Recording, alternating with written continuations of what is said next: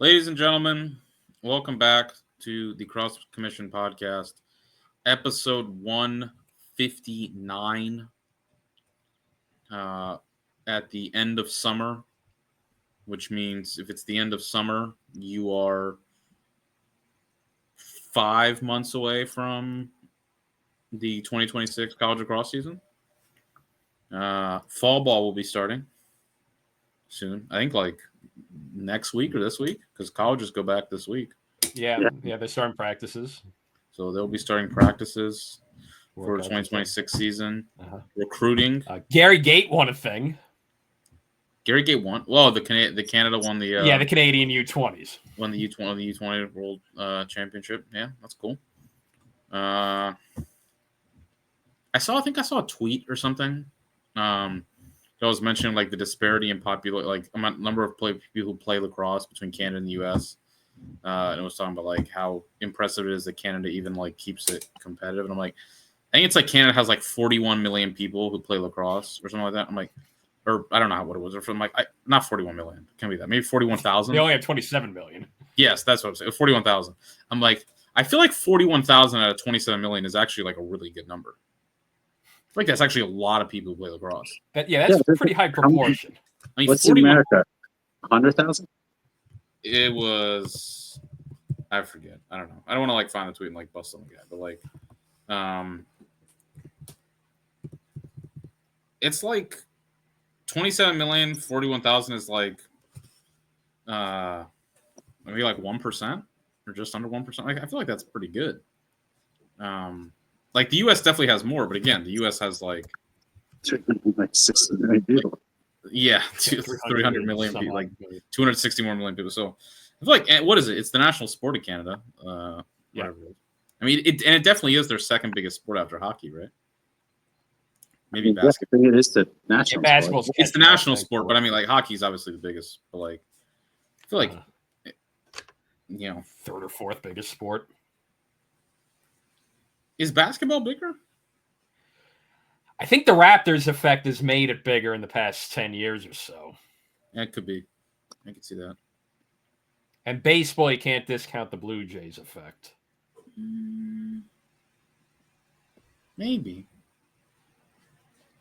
But no worse than fourth, I feel like. Its stature, considering the fact it does not have a professional team, if any respect. I mean, even in the MLL days. I mean, well, in the NLL, though, I mean, you got a friggin' team moving to Oshawa. That's true. Like, the indoor, like, the field lacrosse maybe isn't as, like, substantial, but the indoor game is huge there. Huge, yeah. ChatGPT helped me on this one, but say 43,000 people play lacrosse in Canada. Is that what you said? No, I mean, not to quote you or whatever, but like, whatever I saw, I think it was like the number of people who play lacrosse in Canada is like, I think it was like, I don't know. I thought I saw 41. I don't know. I'm just reciting a. No, I think you're right. They're 42 million. 1% is 40,000. But U.S. is like. Okay, so apparently the U.S. has 500-something thousand and Canada has 47,000. So that's even less than here because like ChatGPT is using 1.9 million. So out of 340 million, that's 0.5%. But it's like only 500,000 people playing it in the United States. That's even less percentage-wise per capita than the Canadian population. 536,000 out of 310 million is 0.0017. Yeah. It's like 10 times per capita. They play it in Canada is 1%. I think Canada's got similar. And also, like, lacrosse, I think, is year round there. Yeah, because they play indoor. And then with hockey, you can play lacrosse and hockey pair together. So, yeah, I don't know. I think also, well, you also have soccer growing quite a bit. I mean, Canadian women's soccer has always been very good, but now the men's team's leveling up a bit too. So I could see soccer rising up, but I don't know if it's that's a good question of soccer. Yeah, like either way, I think it's lacrosse. But no worse than fifth. I think it's got to be. I think you're underrating it. I think it's got to be. I mean, 47. How many people play? How many people play soccer in Canada? Okay, I'm thinking it at a cost perspective, because I know one of the big talking points is how, with Canadian hockey, it's grown so expensive and people are turning Okay, here we to go. soccer. Here we go. Our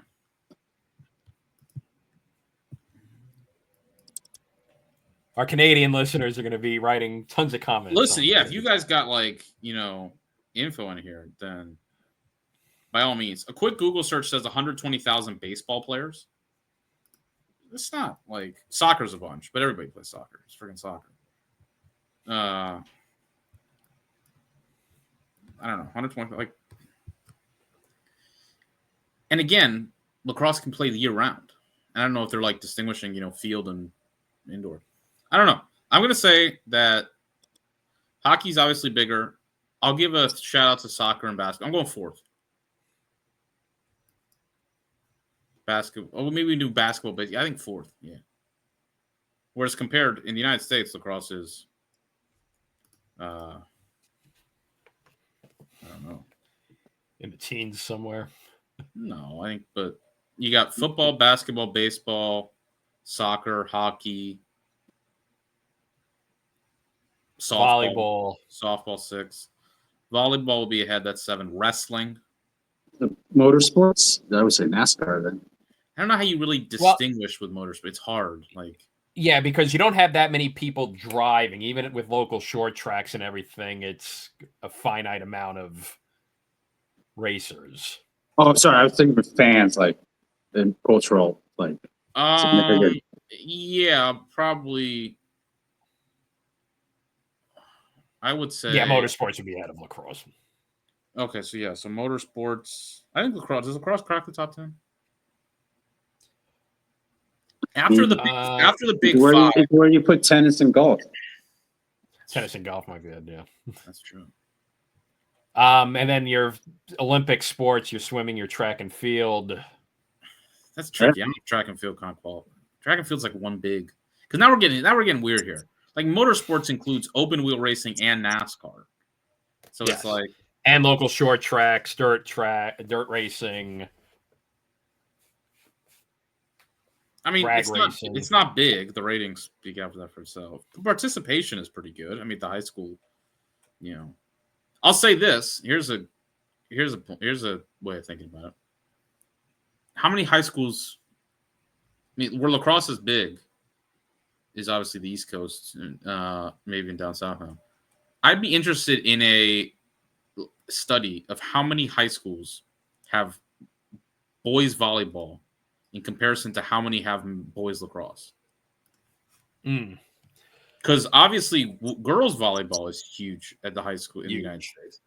But boys volleyball, I remember my district, we had to have a combined district team between the two high schools in our town because there wasn't, and I think there was only 2 or 3 players from my school that played on the boys volleyball team. I went to 2 high schools in Maryland, and I now work at a third. None of them have boys volleyball. That being said, my high school that I work in now, boys volleyball is very big. Well, volleyball in general is very big at my school. But here's the thing, though, and here's the way of looking at this, though. The caveat is, though, my school does have quite a big Eastern European population, Polish and Albanian, where volleyball is big. There is no Europe, so volleyball at the college level. Is volleyball at the college level bigger than lacrosse? Maybe. Women's volleyball is getting there, if not already. I think women's volleyball might be, because women's volleyball with Big Ten and those schools. Then you got the Final Four. But my counterpoint to this is there is I don't believe there's any substantial pro volleyball league in the United States, is there? At least definitely not for men. Trying, but it's running into the arena football problem of splintering itself, and some teams thinking that they know all the answers but failing with it, and so I mean that's something to kind of keep an eye on. There is no but men's no. To answer your first question, Jake, I think the program size they crush it if you just look and compare women, as Ryan was noting. It's like This is 330 true. to 345 division. Women's volleyball is probably everywhere. Women's lacrosse is probably not. Yeah, it's probably like a third or a little bit over a third the number of women's programs. But yeah, men's college Women's volleyball. lacrosse programs compared to Men's college volleyball Men's is not. college volleyball. They don't even. I don't even think they put the national championship on ESPNU.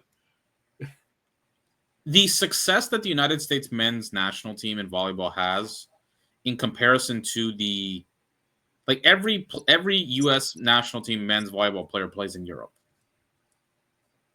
And there are only 29 men's volleyball teams in the entire Division One.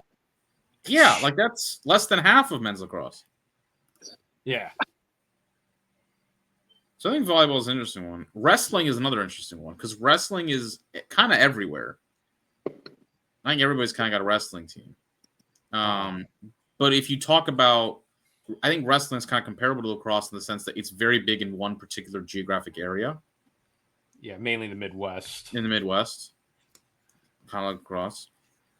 Quince would actually be a good person to answer this, like wrestling. Yeah, I know that they're growing it a bit with opening up varsity women's wrestling programs. I know my high school, we have a pretty strong girls wrestling program, and that's kind of being the next growth point in college sports.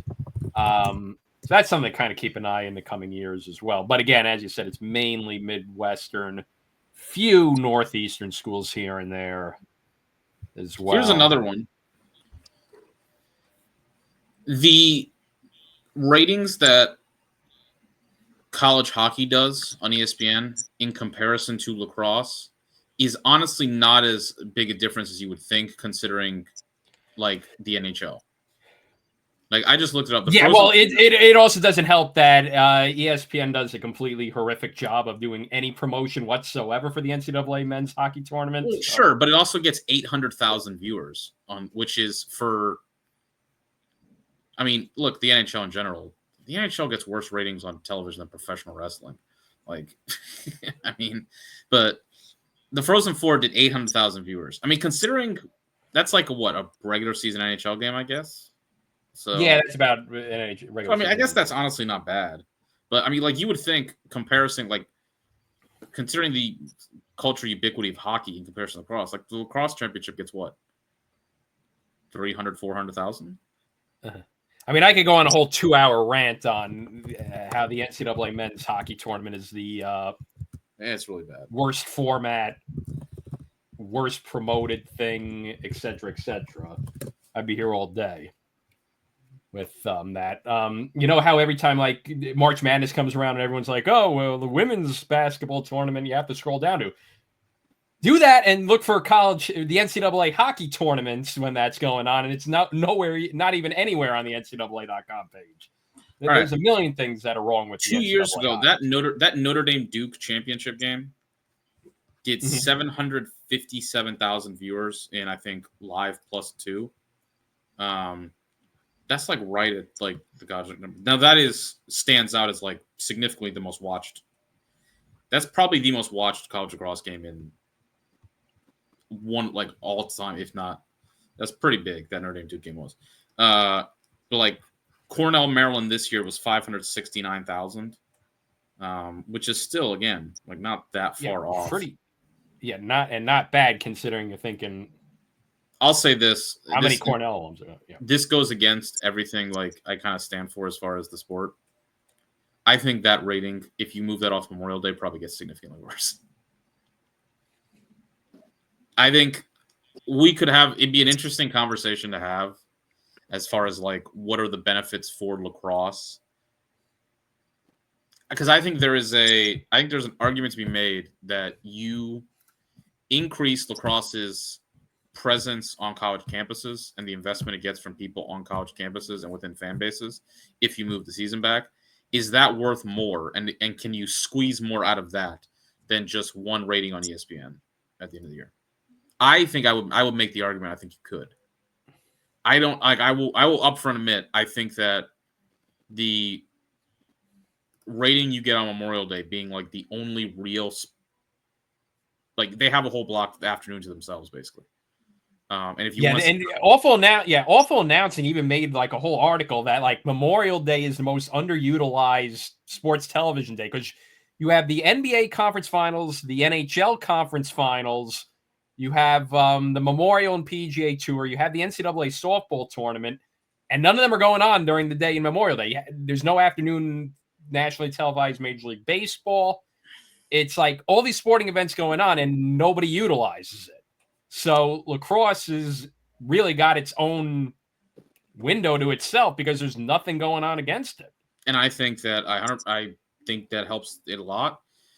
And I do believe that if you moved it back 2 weeks and just put it on a Saturday in June, Yeah, and then you're going up against probably one of the NBA Finals or Stanley Cup Finals. You're going up against the Women's College World Series. Even a Saturday. You're opening up competition against the WNBA. You're going up against probably not the U.S. Open, but probably some golf. But yeah, that's the thing. Like again, it's all these leagues are going on during Memorial Day, and none of them go up against lacrosse. So the question is it more worth like we get a worse rating on Memorial Day, but if we can increase attendance and increase, and look, if you increase attendance, I think that's more money for these programs. Something worth thinking about. I would make the argument. I think it's more. The juice is more worth the squeeze in getting more people to games during the season, and in getting lacrosse to a point where it's a bigger deal on. Like I think about Notre Dame is a good example of this. Like we've seen what Notre Dame does at Arlada and things like that. Imagine if Notre Dame got to play all their games outdoors. I mean, probably not. They probably wouldn't be able to, even if you push the season back to March. They probably would still have to but they get kind of close. And imagine if Notre Dame got like more April or something. Like, I think lacrosse have a chance at being like the biggest sport. Like once football goes, it'd be bigger than baseball. It might already be bigger than baseball in Notre Dame. I think it could really like vault up there. That's just an example. I think that even a school like Hopkins, like what could you do it if Hopkins gets at some years? I mean, last year, I think this past year is a good example. They got like 2 home games after March something at Homewood. What if they got a lot more? What they have 3, 4, 5 home games after in April at Homewood when the weather's really nice. So just one other quick thing though on hockey, I think just to keep an eye on is now with the NCAA CHL rules changing, that's going to be something to keep an eye on because there's a lot more star power coming to college hockey this winter. So that's something to kind of keep an eye, see if you see any increased promotion or anything on that. I think that college hockey is irreparably fucked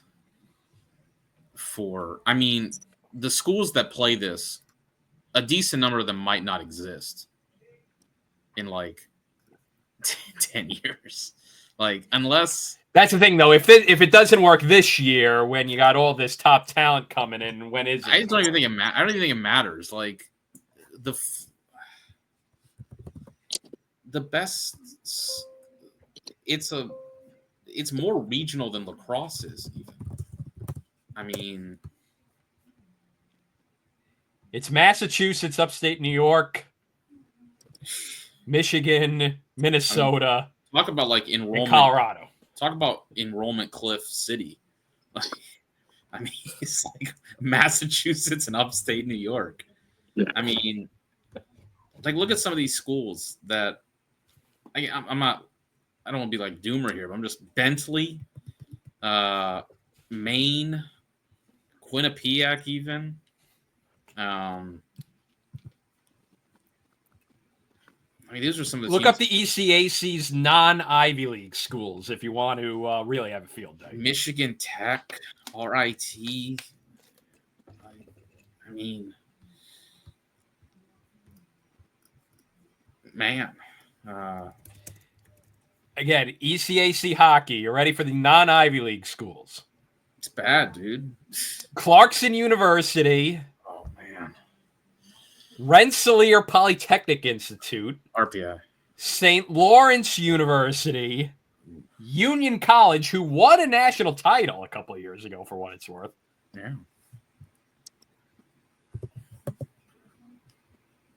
I mean, that's. I don't know, man. The most hilarious thing about college hockey is that the Big Ten schools and the Boston area schools like dominate the entire ecosystem. Everyone, that's all they ever talk about. And then none of them win the national championship.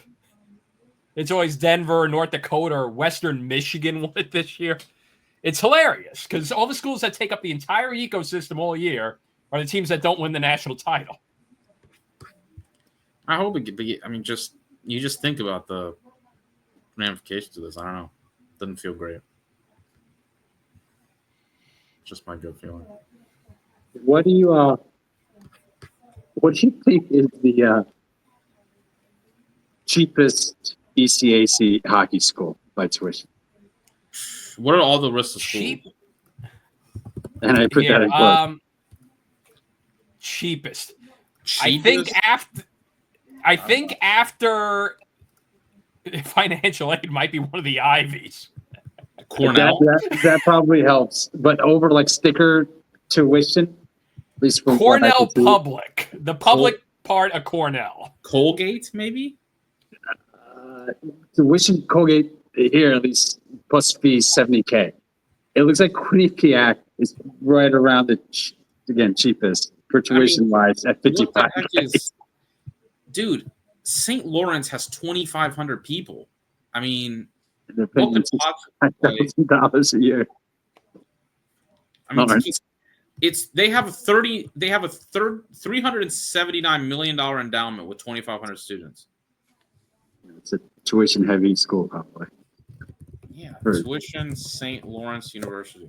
Like to the budget, but undergrad tuition $64,000. What's the other some of these? Union College. Where's St. Lawrence? That's not even housing, right? Where is that located? Canton, New York. St. Lawrence is up in Canton, New York. That's by the St. Lawrence River, by the Canadian border. I didn't know Colgate had that few students. Oh yeah, Colgate's small, like Hamilton. I mean, I knew it was small. I didn't know it was that small. That's small. Yeah, they got all that toothpaste money, right? Is that the Colgate? What's up? Yeah, it is. Yeah, that he was the benefactor. Yes. Union College tuition says $66,000. These are just like unreal numbers. Like, I'm sorry, 2025.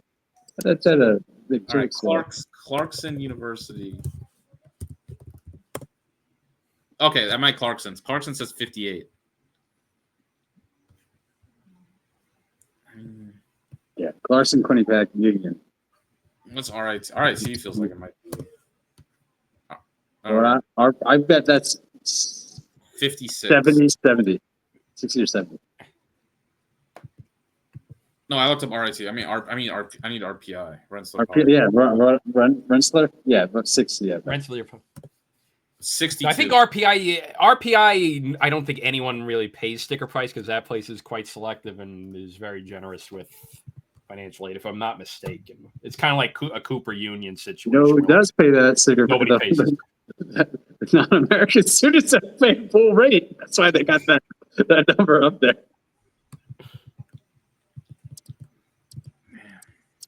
All right, we went way into a rabbit hole because I commented about Gary Gate winning something. Look what we did. That tells you, If Syracuse wins the national championship, I might be able to derail that thing into like a totally different direction. We're going to do research. Wins the national championship, and Jake somehow turns it into a conversation on Formula One for like an hour. All right, folks, the pod is over. See you later. And that's the podcast, folks. Oh man. So we got some fun activities to do our usual. It's the middle of summer. We got nothing really to talk about. I mean, there's been a couple assistant coaching news, things popping up of former players popping up at places, but nothing too major. Actually, this is our first time since we had since Cornell officially hired a coordinator. Didn't they promote Safari and Griffin Busick? Yeah. I forget if we recorded since the last time that happened. Since that happened, I don't know, but I don't know. It's been a weird off season with that. Do you know what we should be getting soon? Schedules. The first batch of. Now, granted, it felt really late last year for a lot of them, more than usual. Like Princeton was always pretty early on the. Even they were late last year, though. Everybody was kind of late last year. I remember us. Yeah, I don't know if it was everyone circling on what was safe. Didn't we find Corrigan Nate? Didn't we find an article? Didn't we find an article last year from like USA Lacrosse magazine talking about like the difficulties in scheduling? Oh yeah, definitely. I'm gonna go back in it, but yeah, in terms of like why they've been released later and stuff like that. Yeah, especially last year, I think because of the conference realignment they tied it into those, especially Olympic sports we're having problems finding like dates that work for people, and that's why. Especially, I think it was a Princeton student newspaper that was focusing on the women's team and the men's team to an extent.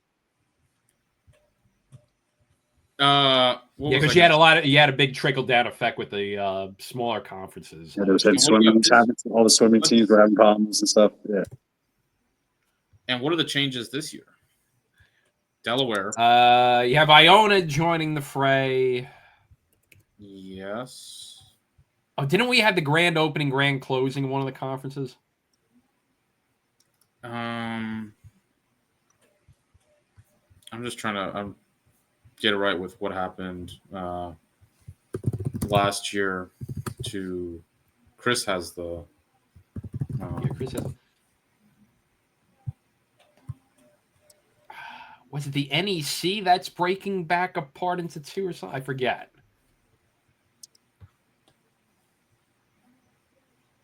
I think is UMass staying in the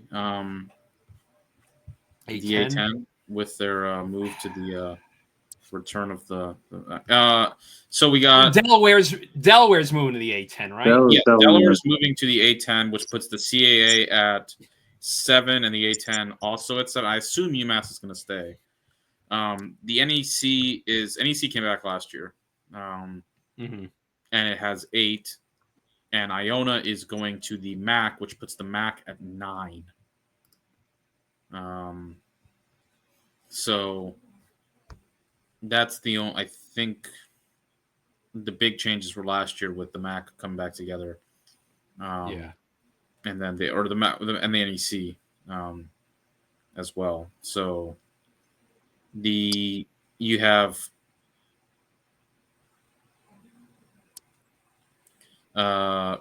one conference with 5, one conference with 7 in the America East.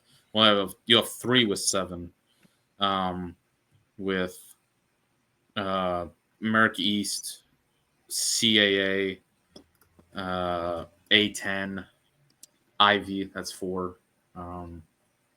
NEC has 8, and the Patriot MAC have 9. So your only 6-team conferences are the A-Sun, the Big East, the Big Ten, and that's it.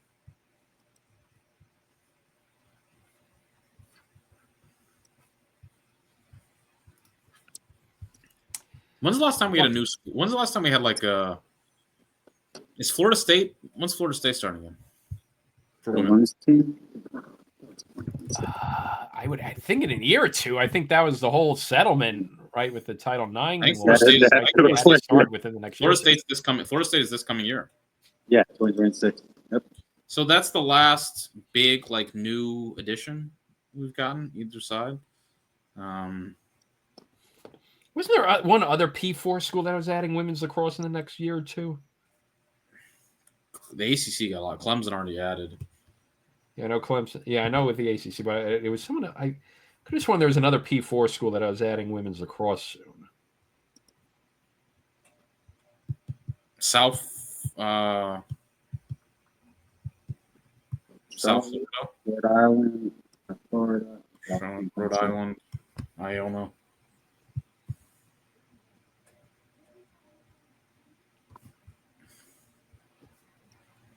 Ooh, just as a, is this where you want to plug? Not, I don't know how much it really matters.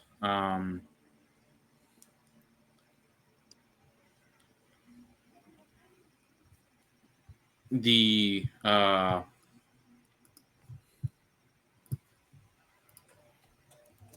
NIL or the rev share.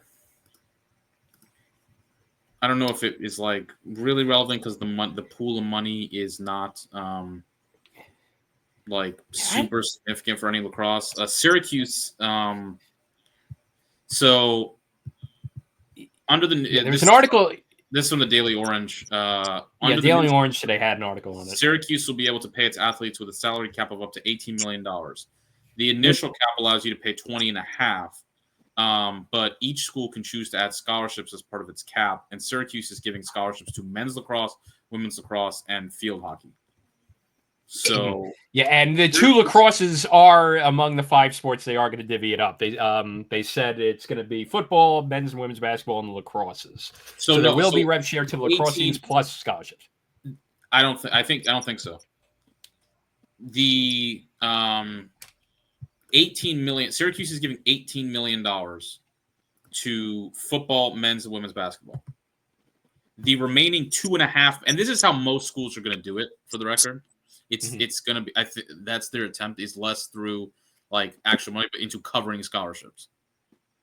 So that like most of we've talked about this on the pod before, most of the ACC teams, Syracuse including this, but Notre Dame, they're at, I would say probably double the 12. They're probably at 26, 27, 28, the high 20s.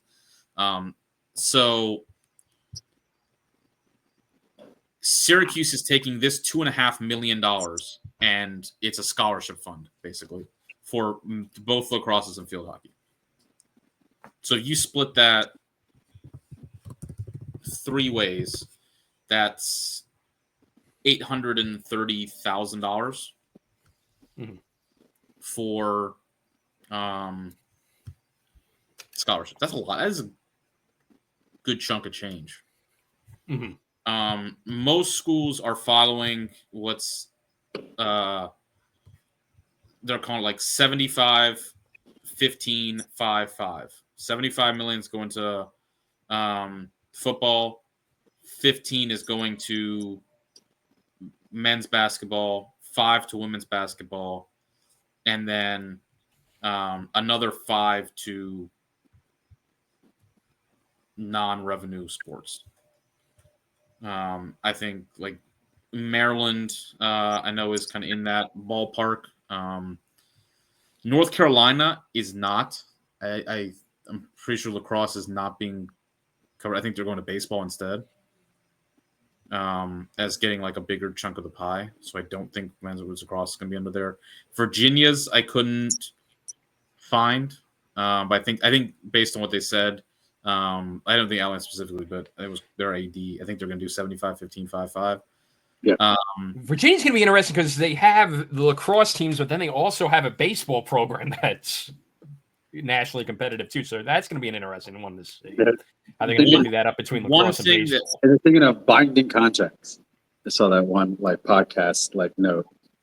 So I guess one thing worth noting in that, Virginia's baseball coach left for Mississippi State this past year, and I think part of that maybe was around the amount of money that was being given.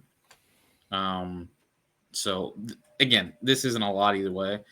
The 2 programs I think that are sort of interesting to monitor if we ever get like concrete details into it are Johns Hopkins, because Johns Hopkins has 2 Division I sports, men's lacrosse and women's lacrosse.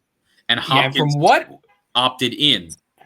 Let's go. But from what we were discussing, I think Adam pointed out it can only be the revenue from the D1 sports, if I'm not mistaken. So it's only within the pool of the revenue the lacrosse teams are bringing in themselves. They can't be taking it from the other D3 programs. The only revenue that's generated at Hopkins is from lacrosse teams, really. They don't. Do they sell tickets? Do they sell tickets to anything else besides? Most things are free for students. At least for my time, they're begging you to go to the football games. Like, yeah, like that's where the money comes from. And look, Hopkins is not giving $20 million to the men's and women's lacrosse programs. Why not? Technically, Just kidding. I'm just like, let's well, go. yeah, I mean, it's like we talked with our friend Matt Brown about this, who subscribed to Extra Points, which his newsletter, which does a great job with all of this. He was like, yeah, technically they could give $20 million. Like, they could. Are they going to? No. But put me in that board of trustee meeting of like, are we serious or are we not? I hope that the women's team gets decent out of it, because the women's team has improved a lot at Hopkins the last couple of Yeah, years. the Hopkins women's program's definitely leveled up the past 3 or 4 years. So if you really want to give them a jolt and like keep them in the mix in the with Maryland and Northwestern, those Big Ten schools, giving them something, would be. So from what we've kind of heard, I think Hopkins is going to use it to cover more scholarships, to try and get them closer to those ACC schools that are kind of like at the head of the pecking order right now. So that might be 5 or 6. I would, that's just a ballpark, just kind of giving a ballpark number. If they could get more than that, that'd be amazing for them. But that's how I think it's generally going to manifest, is in covering more scholarships. The biggest programs are already past 12.5. Like 12.5 is like, but they're already past that in the past couple of years. And it's just who's going to get more. The other school that I did mention Simon Hopkins was Denver, which also is in this kind of same to Hopkins, like doesn't have football. Basketball is not as big a deal there. Yeah, Denver's the weird case because their bread and butter is hockey and lacrosse, and to an extent skiing as well. So it's the bizarro world kind of distribution that they're going to have, because it's not going to be men's and women's basketball. It's going to be probably their hockey and their 2 lacrosse programs, and probably their skiing program getting in on the act. So, yeah, I don't know if Denver's going to really give much. I will say anything Denver could give would be very beneficial. I mean, would help the lacrosse program, I think. If Matt Brown could get a couple just a couple extra scholarships to cover, I think that would help Denver to try and keep up with the Joneses a little bit. But yeah, a lot of this is all very kind of, the details are kind of murky. Yeah. It's not going to be. So here's how I think I'll put it. Yeah. When the NIL thing came out, it's like for lacrosse players, it did and I think people pointed this out, it wasn't going to have lacrosse players weren't going to get big endorsement deals and things like that. It has had a effect though in terms of how it's been it's manifested mostly in scholarships. And there has been a marked change in that with what these schools can kind of cover in terms of scholarships, especially if they've got alums, obviously, but even parents who have, deep pockets. So it's had an effect. I just think it maybe hasn't been as seen because it's not like, here's Joey Spallina signing a deal with Nike or Adidas or whatever Syracuse is with now, for Nike $600,000. It's more some of these schools can just cover a greater pool. Yeah, and I think one other thing to kind of keep an eye on. Yeah, it might help with scholarship, but you look at some of these other programs, you think, oh, this might be a good opportunity for Penn State, but then you realize, well, Penn State's also got the wrestling program, and they're putting they got all these NHL prospects in the hockey program. So how much is going to be left over for lacrosse? Or you think of a Michigan, again, you got the hockey program there. Then we were thinking about, well, you're thinking about okay, what women's schools could level up? You're thinking about the big names, Maryland could give a little bit, but then you're seeing whoa, UNC's not getting any. So what does that mean for some of the other programs? Syracuse will, BC could, but maybe not as much as they could be getting because they have the men's hockey program there. You can see Northwestern making a big play, but really, you're coming up with blanks with a lot of what women's school lacrosse schools can really level up, because they have a lot of these other big name programs. And if UNC's not given the share of the pie as the top program in the nation, then who really is? So here's a good example. The current scholarship limit for wrestling is 9.9, but the scholarship limit is going to increase to 30 for wrestling next year. Penn State's AD said that obviously Penn State, they're not going to get 30, but there will be a significant increase in scholarships for Penn State wrestling. And he calls it, a huge advantage. So that kind of gives you a idea to what Ryan was mentioning there. And Penn State is spending up to the 20.5. Here's what their AD said. Football, men's and women's basketball, wrestling, obviously. Then you get into the space of women's soccer, women's volleyball. We're trying to manage the money so that if we need to move on someone, no matter what the sport is, we have the ability to. If there's number one fencer in the world and we need to go use rev share to maybe tilt it our way, we're going to be able to do that. Well, they got the number one NHL prospect on their hands, so that's where that money's moving then. And look, I'm just pointing out there, what sports did he not mention in that paragraph? Yeah, men's and women's lacrosse. Like in Penn State's, Jeff Giambrotti's done an amazing job with that program the last couple of years, but it's hard. So apparently, just a little aside, fencing is eligible for NIL at Hopkins. Everything is like technically. I just meant like as a Division I team too, like not just like obviously Division III, but like apparently fencing is officially if you're D1 sport at Hopkins. They all the divisions play, but like apparently the Hopkins is like officially a D1 fencing squad. Yeah, if they're designated as D1 and they opted in, they can be eligible for it. Yeah. Corner the fencing market, that would be great. But this would be good for a TED Talk. But speaking of good TED Talks. Oh, look at that. TED Talks. Look at that. Look at that. Still got it. All season, but the boys still have it. All right. So the gimmick of my off-season idea is that, yes, it's 2025, and for some reason, TED Talks have made a grand return to become a big thing again, like it's 2012 all over again.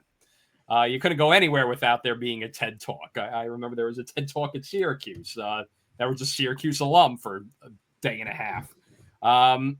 Nowadays, I don't know. It's just every freaking history class, every seminar that I go to is playing a talk from a TED Talk when I'm going to these PDs, and it's like, sounds like they're trying to buy me sell me a timeshare at these TED Talks. TED Talks never go out of style in grad school. Everything, like online grad school. Every class. Like, here's a TED Talk on education from 2016. I'm like, man, surely nothing's changed in education since 2016. No. Am I going to hear this teacher talk about the how much do you make TED Talk for the 5th time? Remember that one? No, I don't think I saw that one. Oh, I've seen that about 5 times since grad school. But anyway, they're covering any and every topic for who knows why. And lo and behold, they've got a lacrosse series too. Now, seeing you're a lacrosse podcaster, they picked you to set up one for your local area. So for me, I've got Long Island. Jake's got the suburbs of Baltimore because they're too cheap to get something in downtown Baltimore. We'll have Safe do his out of Trenton. Suburbs might be more idea. To be honest with you. What's that? So the Baltimore suburbs might be more expensive rent-wise than the city. Let's spin that as you've got the people that would attend a lacrosse TED Talk are the type that will say that they don't want to be in Baltimore past 6:30 in the evening. So whatever. It's easier for Jake to get to. Now you're tasked with having 6 speakers for your TED Talk, but you want to sell as many tickets as possible. So you got to keep in mind the local angle. So it's not like here's a Syracuse night on Long Island for me, because I got to keep in mind I wanted to sell as many tickets for Long Island. Only requirements are you need at least 1 current or former men's college lacrosse player, and as well as women's lacrosse player, as well as 1 active college coach in either men's or women's lacrosse.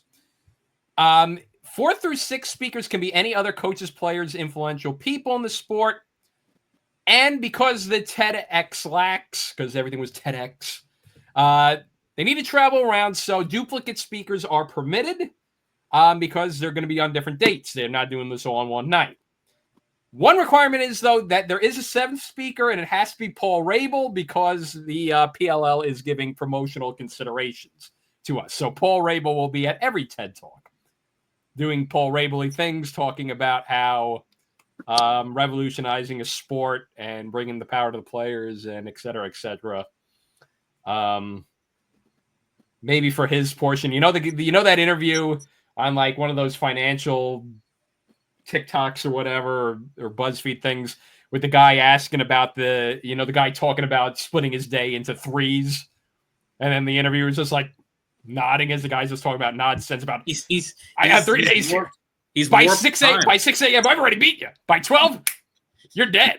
That's and how the you get. guy's just nodding off. We'll just have him interview Rabel. It's so. I love the best part of that is when he's like, "You're not some guy like from 150 years ago living in a cave." That was the greatest grind set thing I've ever seen in my life. So funny, dude. They had people 150 years ago living in caves. So good. So yes, the only requirement is there is a 7th one. That's the freebie spot. Paul Rabel will be at each of these TED Talks. Up to your imagination to do the other 6. And you have the choice of venue as well. So we'll have Jake. You could go first with your list. The venue, I'm doing the CQ Arena at Towson University. I think it's like 5,500. I think we got decent. I think we can put a good amount of people in the building here. Maybe if we promise them like drills too, get some like camp money involved here. My men's player is Pat Spencer. To maybe just talk more about playing for the Golden State Warriors the entire time. Because I think that would be funny. But Pat Spencer hasn't done anything lacrosse related in like 6 years. So it could be like, we can market it as like his return to lacrosse, sort of, at this TED Talk. And everyone would be like, can you like go from lacrosse to the NBA? And he can be like, absolutely, I did it. It'll be like how every lacrosse player who goes to the NFL is the first lacrosse player to ever transition to football. My women's player, this was tough. I was trying to look for maybe like a semi-active, huge Maryland name. But at the end of the day, I'm like, listen, man, I'm in the business of selling tickets. So I picked Charlotte North. Just pure boost in the box office here. Just give me the biggest name I can get. Coach, I went for John Tillman. It's Maryland. So Tills, I don't know if Tills the most dynamic speaker, but I think he's gonna attract the coaching crowd. Want to hear him. Maryland fans, that side of it. All right, speaker 4, 5, and 6. We're just going all in here, man. Like we're just going straight up. Just get the butts in the seats. Number 4, we got the recently retired Taylor Cummings. Women's lacrosse continues to grow. She was a huge name, one of the biggest names in women's lacrosse, especially at a different point. She can kind of reach to a lot of folks who grew up watching her and now newer fans. An icon. Speaker 5, we're bringing him back. DP, Dave Petramala. Another return to Baltimore for Dave Petramala. Maybe he can bring his kids along. Two for the price of one deal. A special event in Little Italy for like any like. He'll give you a free coupon to Sammy's. Exactly. you have to buy at the executive level for the tickets. Comes with a voucher. Comes with a voucher for a free meal. Petra can tell some stories. He can chat it up with Rabel, and they can reminisce. I feel like Dave Petramala leadership seminars would have been like a huge thing at a different point in time. I think maybe Petra should write a book. I'd be interested in that. And then lastly, I'm just going for Paul Rabel again. Listen, it's Paul Rabel in Maryland. He can chat. He can chat it up with DP. Tell some old stories. Give a bunch of plugs for the PLL. Promote his movie.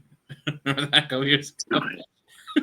The Fate of Sport. It was like the commercial on like every single the ESPN. It was ESPN Plus.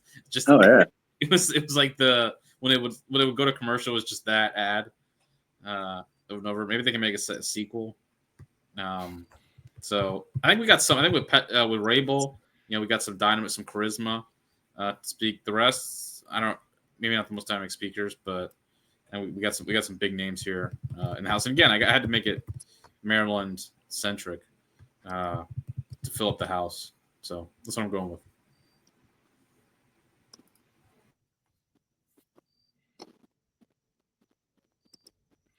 Safe, you could go next. Yeah, right on. Hard to top that one, but no, do my best. My TED talk is going to be at the Cure Arena in Trenton, like literally across the street from me.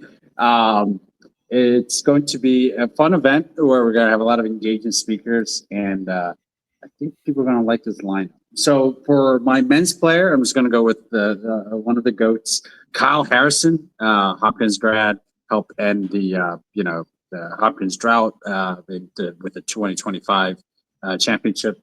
Obviously, I'd love to hear some stories about the undefeated season, his transition into professional lacrosse, and just the differences of professional lacrosse from like 2005 when he graduated to the PLL days, where I think it'll be really engaging, and I think Kyle's just a great person in general, just like an ambassador for the sport, and I think can't think of many other people that I would want to start my TED talk with besides Kyle.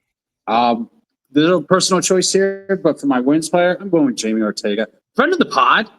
Jamie Ortega, when all the talk was about BC, but before the 2021 season, Jamie Ortega, just quietly, became a star in her own right. Shout out to her mom's also a friend of our pod. But Jamie was the first women's lacrosse player to score an endorsement with Epoch Lacrosse. That was, that is, I think, pertinent, in our day now with revenue sharing, name, image, likeness. I think just somebody who's at the forefront of that, just be a great person to talk about. Champion, undefeated season. We're big fans of Jamie. Love that pod. Such a sick plug that Safe just slid in there. Yeah, she won the title. Like, it was great. I really felt. I was like, yeah, you're only get hitters, and then she's it was like just a well placed breaking ball. It just dropped in. By the way, she was the first place of Epoch. It's perfect. Yeah, I loved it when she came on, and then I was like, that'd be great if you won, because like she was talking about the difficulty of getting the championship game, a lot of stuff about but the limelight was on BC and stuff like that, his rising power, and for them to win it in such a a glorious fashion with the undefeated season, you can't what a way to walk off a wonderful career at UNC. So, Safe, you were my favorite interviewer in the cross media space. Oh, Jake, that's lovely. I really do appreciate it. Yeah, you're really good at it. Yeah, like you are very good. I feel like the art of interviewing is really difficult. I mean, we've both done it. We've both done it at times. We usually, a couple times we've done it together. But like your solo ones are very good. I feel like sometimes I feel like awkward doing it. I'm like, where do I is this a good cut? Do you have a way of opening it up, getting the rolling the ball out, getting the dialogue going? Yeah, appreciate that. No, I mean, it's been so much fun these years, and then just so comfortable talking to you guys, and just try to translate and then make them feel as comfortable as as we feel with each other, which is difficult because we just have such great camaraderie and just such a history. But yeah, exactly. Just try to make the guests feel comfortable. They're one of the people are here to listen to, and just try to throw up alley oops, or not softballs, but like alley oops, something for them to think about and actually talk about. But I really do appreciate that, Jake. Thanks. Speaking of interviews, the next one is Safe and I's all-time #1 dream podcast guest. Oh, this would be the pinnacle. To get him on as well to our pod. But when Ryan threw this idea, I was like, this is the man. This is the man that I thought of. So my coach is the Lars Tiffany. I mean, we've had so much fun with LT over the years. The likening him to a Bond villain. We joked around the usurped Maryland's title. Like the Malcolm Gladwell references. Just so many book club references. Like I think I've at least 6 times referred to him as a NPR, like a book podcast host. That's the team, the listing of like team for the roster on the website. Men, I always refer to them as the men. Like it's just like, and it is like I think that's part of like maybe kind of a little bit fun early on. Like you're like it just can't be real. But I was like I kind of liken this to our pre-show talk, Jake, and right when we're talking about Superman. I was like, it's like nice guy Superman. I was like, oh, this is actually it was a really good movie. And I was like, that really is Lars. Like, listen, I don't know what's like to Lars. I'm sure he's forthright and direct when if he sees something that needs correcting. But his coaching persona, I mean, is just like tone perfect. I mean, that's the one thing with like Till's. Like, I think just him coming with a couple coaches or like a seminar, I think you'd just be like, you just learn so much. I don't mean this is too much of a pejorative, but yeah, a little bit of a Rain Man-ish thing when I think of Till's, like maybe not the biggest personality, but like extremely informative. And I think he's charming and funny in his own way, and he's got great stories. But Lars, like, he embodies it. Like we were talking about, like the comfort level. Like I just remember when they won the title, we were in Philly with Chris, and I remember he was out in I guess it was New England. I forget, but like I remember we're in the tunnel, and he had the wooden stick, and he would not have cared any. Like could have given Chris an hour. Just like it was almost like Chris ran out of questions. Like if the guy just won the title, the team still celebrates something, and like he just was like as if like you were the only person in not the room or in the world. There's some extremely gifted politicians that have that talent, or even actors and just people in general, but like kind of captivate you. And then Lars does that. And I was like watching this, just like as well. I was engaging, but I was mesmerized too, because it was like at that time we were definitely having a lot of fun with Lars, especially like they won that title over Maryland, like knocking them out. So like, but it was just like, man, this guy, he's the real deal. It's like at least what I can see in my firsthand experience. And as we've seen, like time pass, like I think we've grown to actually really like him as like one of our favorite coaches out there. And again, it's like this intensity. But I always refer to him as Rob Lowe, just because like in Parks and Rec character, because like he's in great shape and like always upbeat, like very like positive. Like when he's talking to the media and stuff like that. That's the vibe I always got about like Chris from Parks and Rec, the Rob Lowe character. And so I think, him like just sitting there with Mike with a charismatic interviewer, throwing him questions. So we got to think of a good like host, maybe one of those CNBC hosts or something. Maria Bartiromo, that'd be great. Get her on there. Or Soledad. Soledad O'Brien. There we go. Get Miss O'Brien on the phone. But yeah, like I think he'd just be magic on the mic, and just kind of have a running back in the open field vibe to it. Like the conversation can go anywhere. You can talk at length at things about just coaching and life and stuff like that. I think largely just give him the what is it? Those like mics that you hook up to the the caller, yeah. Oh yeah. That he doesn't need an auto mic. He's just I can see that or maybe just like the head thing, like the Britney Spears old school one with like the clear like ear thing. Yeah, but largely just I think we just like eat it up.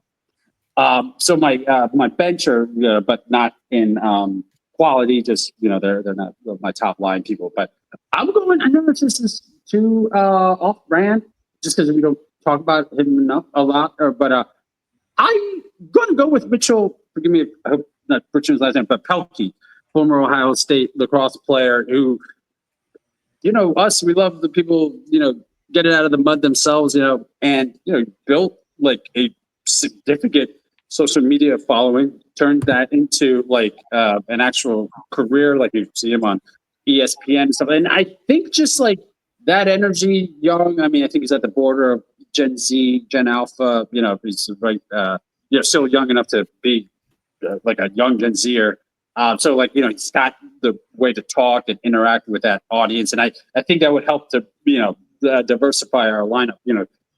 Jamie's a young player, but yeah, I think like Mitchell and her, on there would be like, a good dynamic to get like kind of the younger demographic. And like I said, I think, his own way that he's come up into lacrosse media, like like I said, I'm impressed and, always love seeing people work hard and seeing them, progress in this industry. Stuff like that. So yeah, I was going to go with Mitchell because I find him charismatic. He's good on the mic. He's funny and stuff like that. That's kind of what I'm looking for here. People like engaging conversation and people would like to listen to hear their opinion. Next two, kind of going with the Jersey vibe here. I'm going with our boy Uncle Joe Tsai. But he grew up in the Jersey area. I believe he went to Lawrenceville Prep, which is like pretty much like 15, 20 minutes up the road from me. 129. I think him as a fan, which would be great because we have seen him talk and stuff like that. He's very engaging and just on that aspect. But being an owner, he's been involved or like I don't want to see like key figure behind the scenes. But like help support this program to get to the heights that it had. I would love to hear about that side of it, like the the non-public facing side of like how lacrosse operations go and like the alums and just the inside baseball thing that I'm sure like he's got Shay's cell phone number that Shay's texted. So I think it'd be kind of cool. But again, the professional side as well as an owner and both the NLL and PLL and his love for Yale. Like I think he touches like major pillars in the lacrosse world, and it would just be fascinating to see somebody who has that vantage point from three big like centers of power for lacrosse that in one person. I think he'd just be fascinating as well. And I had to get a billionaire on the TED Talk, so I got one. Got mine with Joe. My other one, again, as you boys were talking about, get butts in the seat. I'm going for a local guy. I'm going for Matt Madeline, head coach of Princeton. Princeton and Penn right down the road from each other.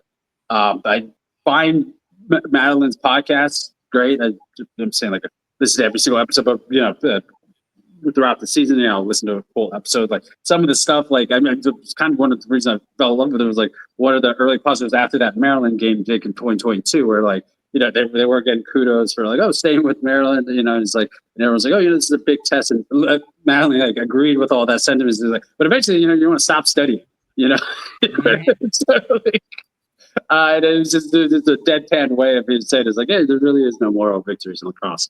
But success at Princeton, being the head coach of a kind of a premier team. I love to hear his aspect of like the recruiting world and from a position at a school like that, the challenges, maybe some of the advantages that they have, and I think it's a nice tight lineup. I got a couple like local people or local affiliate people with Josiah, who doesn't live in Jersey anymore. But I hope to get some butts in the seat. But really excited. But I think Lars is the headliner. Definitely won't have problem selling tickets. All right, for mine, we are going to definitely take a Long Island flavor with this. We're going to do it at the Tilly Center at Long Island University's Post Campus. It's a concert hall in Brookville. It's about 2,250 or so. Popular concert hall. And I think auditorium size like that's perfect for a TED Talk. So we're going to go with some modern day stars first. Men's player will get Rocky Point's Joey Spallina. Of course, from Syracuse, Long Island guy. His dad is the head coach at Stony Brook's women's program as well. So it'll be very interesting to hear his journey as a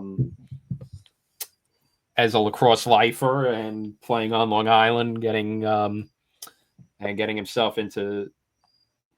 Sorry, my stress ball is falling apart. Getting into his recruiting process and all that, and his time at Syracuse. So I think Joey Spallina will be a very popular choice among the Long Island community because there are a lot seeing him as like the face of Long Island lacrosse for this generation would be good to get some people in the seats as well, Syracuse fans. For my current women's player, I'm actually going to go with a Tewaaraton finalist, Wanta's Madison Taylor from Northwestern. I think that'll be interesting to see her adjustment from being on Long Island, then going to school in the Midwest with Northwestern, and give a little insight on the Northwestern program that in the past 25 years has built themselves up to be one of the top powers of lacrosse. Also helps that I might have some ability to get her on the TED Talk because I believe friend of the pod, Jacqueline Coyne-Stevens, friend of mine, I think actually coached her in youth lacrosse. So that would be pretty cool full circle type of thing going on there. But so have some Tewaaraton finalists in the mix there with her. Head coach, you got to go with Mr. Long Island himself, John Danowski out of Duke. I mean, just sure he'll have some entertaining stories to share and a lot of memories of his time on Long Island. I'm sure he'll talk about his boat and all that as well. But no, and all the favorite haunts and places to eat on Long Island. But in addition to sharing his experiences as head coach at Hofstra, going to Duke, building Duke into a national champion. And I'm sure he's got a lot between his stories of coaching lacrosse and stories off the field. I think Touchdown John Danowski would be a very, very entertaining portion and the headline act, so to speak, for our panel. I've also got Rob Pinnell from Smithtown. I think combination of, his time at Cornell and then his professional lacrosse career, which included playing for the New York Lizards, I think would be a very interesting guest to have on board. Additionally, would love to get his feelings on seeing Cornell become a national champion again with their recent run of success. All the Cornell alums are very proud of that, so it'll be very interesting to hear his take on that. We're going to go with a Long Island star of her own right, Kylie Allmiller, formerly of Stony Brook. Be very interesting to hear her perspective of, helping to build Stony Brook into becoming a national brand in lacrosse and the power that program has had of drawing on local talent to keep them home instead of going to some of these other big time schools and, creating a program that's really fed off of local talent and growing in strength with that, as well as listening to her with the growing professional women's lacrosse community. So, and I think she does a podcast of her own, so I think she'll be very well spoken and very entertaining with that. Then I'm cheating with my last speaker because it's a group package. And again, we're getting butts in the seats. We're getting the Kavanaughs in at Rockville Center. So we're getting all the Kavanaugh brothers in.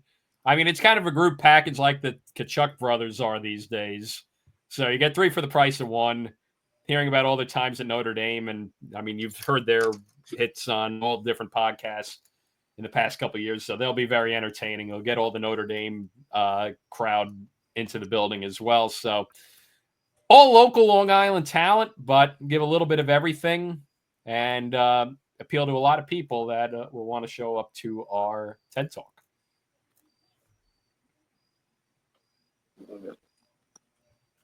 The Cavs, yeah, for sure. All 3 of them. Gotta ask, right? The movie King of New York with Walken, which I love. King of Long Island, when did the crown move from Bill to John? And is it still BT? There. I think the crown moved the end of the mid 2000s or so. Even when Princeton was good, because Danowski was getting Hofstra. Remember one loss season in 2006, and then when he went to Duke, he just one big vacuum of elite Long Island talent, heading that way for over a decade. I mean, you could argue Corrigan might have stole some of his thunder in recent years with the Long Island market, but even still, because Corrigan's been around for so long, I don't think you take that crown away from Danowski just yet. I mean, you think about a lot of the big-time coaches in college lacrosse. Tierney's from Long Island. Petromala's actually from Long Island, too. A lot of the big coaches have come Tierney. But Danowski just cornered the Long Island recruiting market like nobody else has. Even when Tierney, got out of the, the restrictions of the Ivy League when he went to Denver, Danowski was just gobbling up everybody from Long Island to go to Duke. Even still today, the top Catholic school players are going to Duke. Even some of the top public school talent from your Garden Cities, Manhassets, etc. To an extent Duke, to an extent Harvard as well. That's one guy I would keep an eye on in the future. Jerry Byrne, another Long Island guy. We'll see how as Harvard continues to grow, he might be your next in line. But yeah, and I mean, you think on the women's side, I think Joe Spallina has that to his own as well, just because of how much he's. If you wanted to, just how much he's been able to build Stony Brook. Package Spallina deal. I was going to say, but I thought about the dad that we were going to do with the combo when he was at Kavanaugh's. And his being a head coach of a major program. And Old Miller, too. Yeah, we could have Joe Spallina. He could take his pick of whether he wants to do his son or if he wants to do his former player. But, on the women's side, I mean, you just think of all the talent that comes out of Long Island that stays on Long Island with that Stony Brook program. And then his son tearing it up at Syracuse. His daughter is top recruit going to Clemson. So we'll have him on board to carry the interviews if his choice of Joey or Kylie. But I think on the women's side, the king of Long Island is definitely Joe Spallina. Was Tierney's Princeton teams as heavy? I mean, I don't know. I don't know about Duke's. I feel like Tierney's Princeton team's recruited from a lot of different places. I guess Duke does too. But I know Tierney I felt like was more diversified on where he got his guys. Even in the Princeton days, getting them from Canada, getting them from. Tierney did a lot of recruiting in Maryland. Mm-hmm. That's Boyle's from. Yeah, a lot of Maryland guys, a lot of Pennsylvania guys. And I mean, Dino did it as well, but I feel like we associate it because for a long time, he got all of the big Long Island names. And then, recently it's kind of shifted with the success Notre Dame has had. But I feel Dino is more just like quintessentially, like he feels more, probably because he coached at Hofstra. No, but he kind of just feels more of that kind of ilk. I feel like Tierney maybe abdicated when he moved to Denver. I was going to say, he left, like Charlemagne. He was out of England for too long. He was like, it was like Alexander, there are no more worlds to conquer. he just gave up the throne. And he just let somebody else vie for it.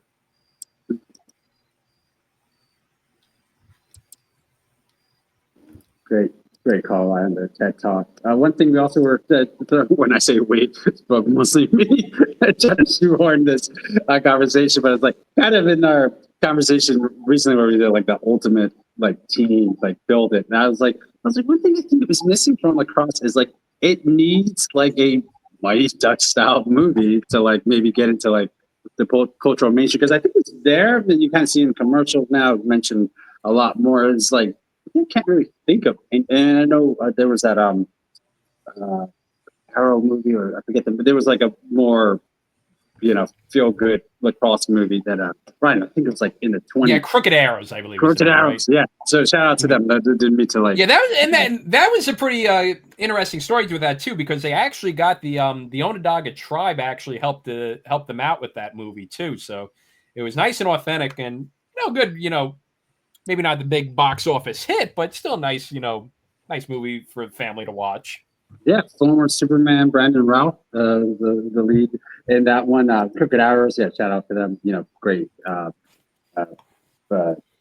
movie is over, but yeah, little not old, but 2012. But it's like thinking of like classics from my childhood. The Sandlot, Mighty Ducks, even some of the soccer movies out there, Kicking and Screaming, Ladybugs. There's a part of like I think that helps kids kind of fall in love with these kind of movies. So I'm thinking I was like, what makes it spend enough time? I mean, I know there's been multiple sequels of Mighty Ducks, but I think it's good enough time that we could just do. I mean, what some may call a brazen and shameless money grab remake. I would like to just call it, unapologetically bold, reimagining of a classic.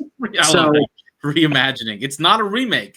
It's a reimagining. It's a whole different sport. Anyway, so it's not exactly like that. But I was just thinking, I was like, that'd be kind of fun, like to maybe try to cast a movie or think of stuff. I was like, let's throw it out there. And the boys and lads had their own thoughts here, but just to get the ball rolling. So it's like, first thing what this movie needs a name. And again, maybe a little bit shameless plug for ourselves, but I was thinking, what kind of fun name? Cross-check with an E. That's, so it's accurate to the rule books. A little homage to us. It coming to Disney Plus. Just coming to call me Disney. We got you. We got this is going to make money. The tone, obviously Mighty Ducks, but little vibe with Moneyball, maybe a little Friday Night Lights in there, and Social Network, because that'll get to my director and writer, which goes right next. It's like, this is going to be a David Fincher joint. It's going to be directing this. Ideally, if he's not, David Fincher for a Mighty Ducks type movie. He's going to do it. He's going to be edgy. It's going to be great. If he's unavailable, my number two choice, Ryan Coogler. I thought Denny Villeneuve would be too high for something like this, but maybe we can get them if those two are there. So they're my top choice for director. You're gonna love this. Armsy writer, just bring them back together. David teams up with Aaron Sorkin as the writer of this. I need that. You know how I love Sorkin dialogue, Jake. Just fast, like bang bang. I just love it, but he's not available. I would love to see Taylor Sheridan try to do a sports movie. So. But probably maybe a little too dark. I mean, some kids got guns, or we don't need that for a Disney movie. I'm hitting time. I'm calling time out of Especially as a landman. Yeah, some of those scenes we've had those conversations. That's some questionable stuff. Taylor Sheridan making Hell or High Water is it's like that Delaware Final Four run. Just you just look there how the hell did that? When you say make, you say just because I guess did he direct? Because I was good. You got to throw him Sicario. You got to. That's one of my favorite movies of all time. And I think I know Denny made it, but I think okay. So he had he did Wind River too, which is also he did some hard plain noir. He had a 3 movie stretch there. Where I think we just invented a term, plain noir. Like crime noir. It was all set in the plains in a mountain like that. That's Taylor's bread butter. He was early 2010s Bresci there for a minute, and then he became post championship Bresci real fast. It dropped off real hard, dude. The first 2 seasons Yellowstone did go hard. That was good. I hear you. That's 6 years ago now. Did he also do the Jeremy Renner one that I love, the prison show in Southern Detroit? Yeah. Yeah. So I don't know if I really give that a shot, but I'm just thinking. I just thought Landman sucked, dude. I just realized I got 7 episodes in. I'm really just watching this so Billy Bob can just say stuff. Just Billy Bob it up. Yeah, he cranked it. He had that on 10 and just ripped the dot in the ball. I just watching Billy Bob and John Hamm having heart attacks every other episode. Other writers, just for the youth, kind of funny. I'm going to go the Taylor and Aaron aren't available. Phil Lord and Chris Miller, they made the 21 Jump Street movies. So kind of funny stuff. So, got to nail the protagonist. So I'm trying to think of who would be there. I just thought of Baby Goose Gosling, but maybe a little bit too old for what I'm looking here. Jake Ryan. I'm going with Glenn Powell. I think the Tom Cruise for the 21st century, even though our Tom's still here, kicking. But I think he's extremely charismatic, still young enough to play what essentially is like the Emilio Estevez role. I'm going to go with Wall Street bro or like hedge fund bro instead of like lawyer like Estevez. Same thing, we don't endorse drinking and driving, obviously, but that's what happens. He gets pulled over. He's a former lacrosse player. I was thinking of Syracuse, but maybe also Yale. But he blew out his knee, for ball, and then they never played again, but just graduate. But like lots of love for the game, whatever. We'll figure that out. He could be, like former #1 recruit. Yeah, the whole thing. They blew his knee out and then just didn't play again. Just exactly. He has a cover of him on Inside Lacrosse magazine, like in his house somewhere. Yeah, exactly. Growing a little bit does, but he still looks at it every now and then. But yeah, it's kind of trying to push it into like just kind of like the Emilio Estevez, like kind of turned into a douche after college, and I guess NBA. But like gets court mandated community service, just like Emilio. But thinking of like school in Queens because he's lives in Manhattan. And they're like, no, we want you to help his lawyer, his good lawyer, try to get him to like a Tony school in Manhattan. The judge is like, no, you're going to go to the school in Queens. But they need a coach, and here you used to play, and that type of thing. So same thing, the ragtag team. The kids, I think, are just fine. Cute kids are kind of athletic. You can make that work. But what you need is like the adult characters. So hang on before you continue. Can I make one possible alteration suggestion? Absolutely, yeah. What if we do Chalamet instead? Yeah, I mean, this is a release date 2028, so it gets a little bit older. Yeah. Timmy could definitely do this. Chalamet is from New York City. That's exactly. I was going to put it like from the area. Definitely can get that vibe. He has the lacrosse look.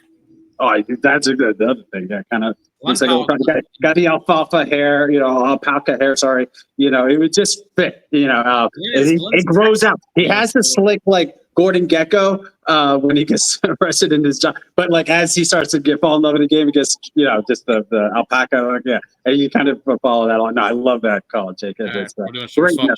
Great note. So we'll call Tim if he's available between the Dune movies. But yeah, how much do you think Chalamet? Like, imagine if Chalamet just like started tweeting about college lacrosse somewhere. It's just his like next pivot after he was like. He would know ball. He was like you saw. You guys know better than me. He impressed everybody. Just asking like Chalamet, who are your big leadership influences? He's like John Tillman and Lars Tiffany. That's it. Those are men. They create men. No, it'd be great. So what his antagonist or the person, obviously the heavy in this, gotta go big. Brian Cox, head coach of essentially like the Hawks, but he's the head coach of the best club team in the state of New York and the best private school team on Long Island. Glenn Powell or Timothy Chalamet, depending who calls us back first, played for Brian Cox. Yeah, he was a hitter, just like the, Emilio Estevez and stuff like that. Well, but like, he just learned the wrong lessons. There's no like, he missed the shot, that kind of thing. He just learned the wrong lessons. And then he went to college and he just realized he wasn't love the game or whatever. Like he just did it to please this coach, right? But who was his original like coach, the person who did, and the paternal like mentor? Stellan Skarsgård.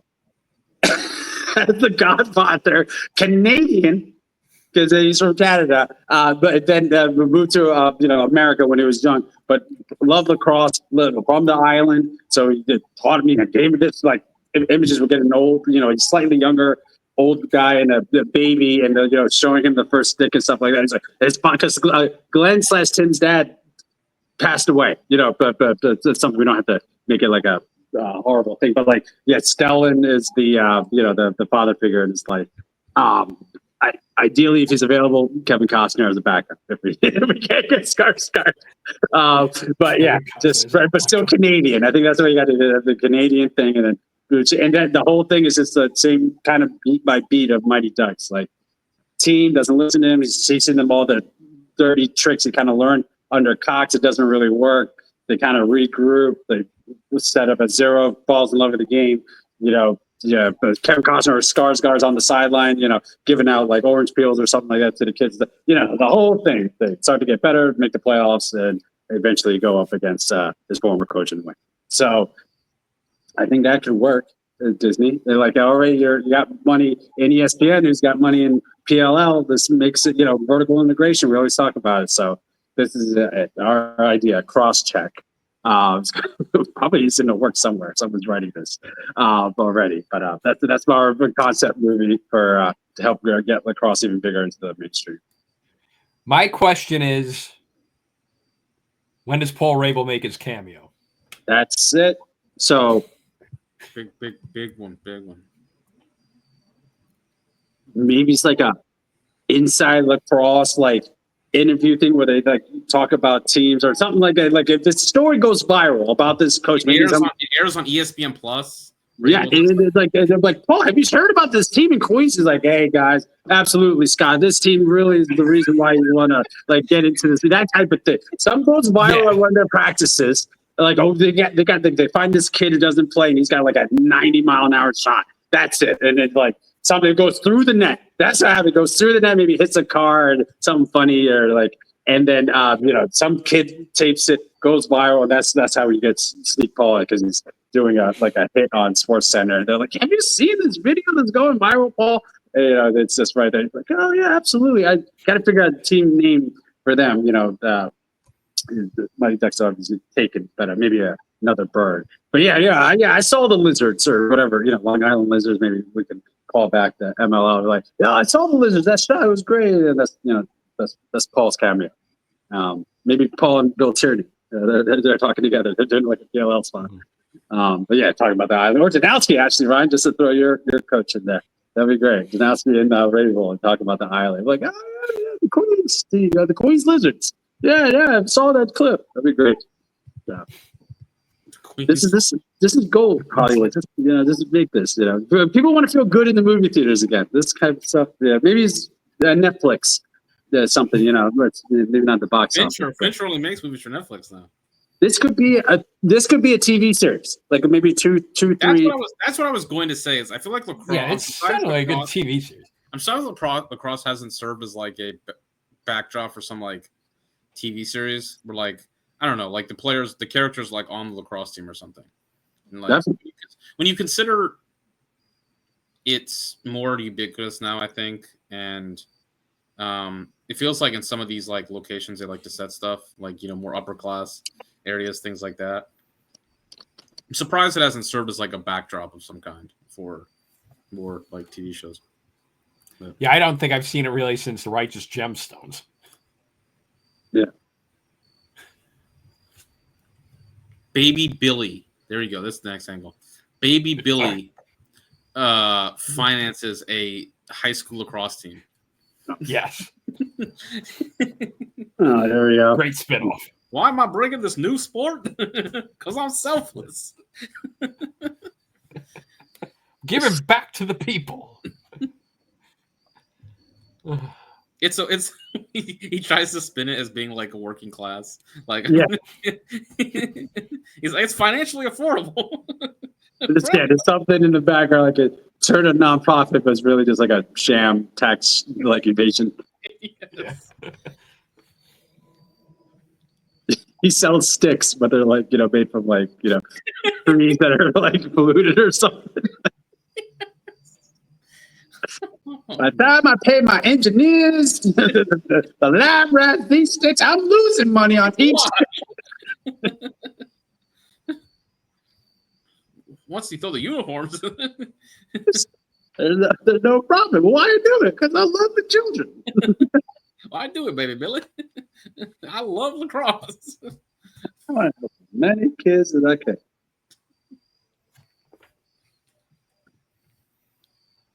Oh man, Ryan, are you good? Yes, just seeing something fun. Oh, your phone was so close to your face. I was like, yeah, because I had see something. Iceberg time. Yeah, let's do it. Let's do it. I guess this is the part where I say goodbye because I'm not a cinephile. You can tell me people you know. There's got to be at least 10% of the actors here that you would actually like, because there's some of the classics in there. Yeah. Do you want to get the genesis of this idea, Jake? Okay,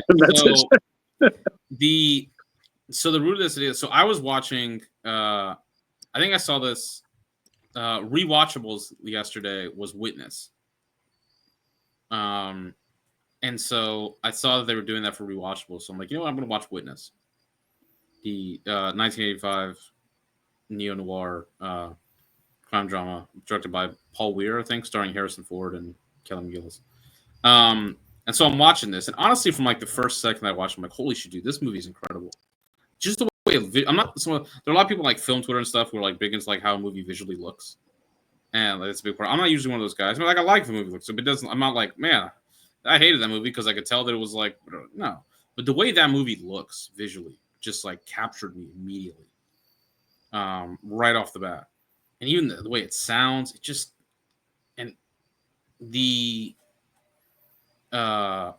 once it gets into the part where Harrison Ford is like he becomes like joins like the Amish community sort of because when he's like on the run, I was just stunned. It's such a good. It's so like genuine, and the chemistry with Ford and McGillis in such a very understated way. Like there's very little dialogue, but the projection of the characters is amazing. So that movie freaking rocks. So what I was doing, as I watched it, I just start look up Harrison Ford's filmography, and I realized that Harrison Ford in the '80s, even if you could maybe even throw it back a little bit to the late '70s, Harrison Ford does Empire Strikes Back, Raiders of the Lost Ark, Return of the Jedi. Blade Runner's in there. Mm-hmm. In '82. Let me just get it exactly for it. Harrison Ford does Empire Strikes Back 1980, Raiders of the Lost Ark 1981, Blade Runner 1982, Return of the Jedi 1983, Indiana Jones and the Temple of Doom 1984, Witness 1985. He does Mosquito Coast in 1986, which isn't as successful, but still a good movie. Frantic 1988, Working Girl 1988, both pretty good films. And then he does Indiana Jones and the Last Crusade. And that's his entire decade. And like this is like a Barry Bonds. It's just, unbelievable run. And then I was like, Harrison Ford, I feel like it gets understated. Harrison Ford was Han Solo and Indiana Jones. Yeah. At the same time. I mean, it's like when Syracuse and Princeton were running the scene for like 6 or 7 years there, except Harrison Ford is both. He's Princeton and Syracuse. He's just churning out absolute mega hit every single year. So maybe like wonder, like where does he rank in the pantheon of all-time movie stars? And it's a key distinction here. Not actors, movie stars. Like, I'm going to the theater, my butt's in the seat. I bought the ticket because I want to see this person. You tell your friend, you tell your mom, or whatever, like, hey, this is a Denzel flick. It's like, oh, you got to see Denzel. Like, that type of deal.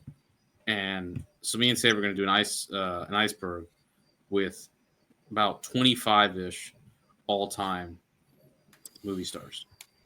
So I'm going to add this to the screen, and we're going to see how many Ryan knows or is like generally like has seen a movie from, generally aware of, whatever it might be. Okay, just run through the list real quick, and then I'll let you guys get to your stuff. Was Marlon Brando? This is bad. This is already off to a bad. That's a Godfather, right? You've seen Superman 1 at least, or Godfather. Yes, Godfather. Have you seen The Godfather? Yes, The Godfather. Okay. I have seen The Godfather. Brando is Godfather. Yeah, that's like one of the. I've seen The Godfather's Part 1 and Part 2, so that's one of the classics I've actually seen. No Cruise, no Connery, no Crowe, no De Niro. Whoa! No, like you've never seen a Tom Cruise movie? I know them. Oh, okay. So yes, I would say that for those guys. You've never seen a Tom Cruise movie? I know them, yes, and I've seen. Oh no, because I think you meant N-O, not No, K-N-O. I know them. I know them. Yes. okay. Yeah, Okay, go okay. yes or go right, yes. we're good. I just had to make sure that's Godfather, right? Good. Okay. Randall's Godfather, yes. All right. Johnny Depp, yep. Clint Eastwood, yes. Gene Hackman, yes. Tom Hanks, yes. Paul Newman, yes. All right. Jack Nicholson, Pacino, Denzel, Robert Downey Jr., Will Smith, yes. Okay. All Okay, right. so maybe I do know these. Harrison Ford, Hugh Jackman, Leo, Matt Damon, Bruce Willis. Yep. Okay. All right. This might actually be something I don't have to log off for.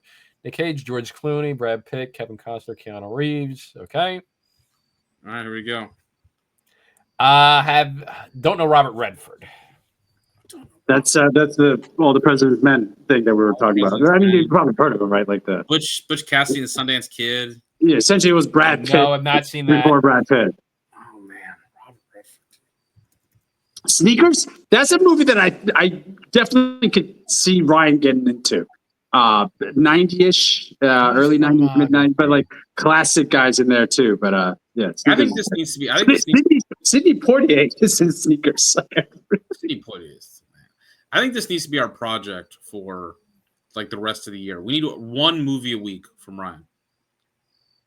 I don't think that's gonna be possible with how busy I am. But no, I have never seen a movie with. I told you my favorite streamer is that YouTube free movie channel. Like we could definitely find at least. You can pop on a movie Friday night after work. Like you could, just background noise, while you're doing whatever. All right. So what are the levels again? So I think we got like top of the iceberg is like just the the S tier, like the best. Then we got kind of right just beneath that, sort of middle of the pack towards the end, and bottom is like if you just ain't one of these, this just ain't your cup of tea. What about that life? Yeah. All right.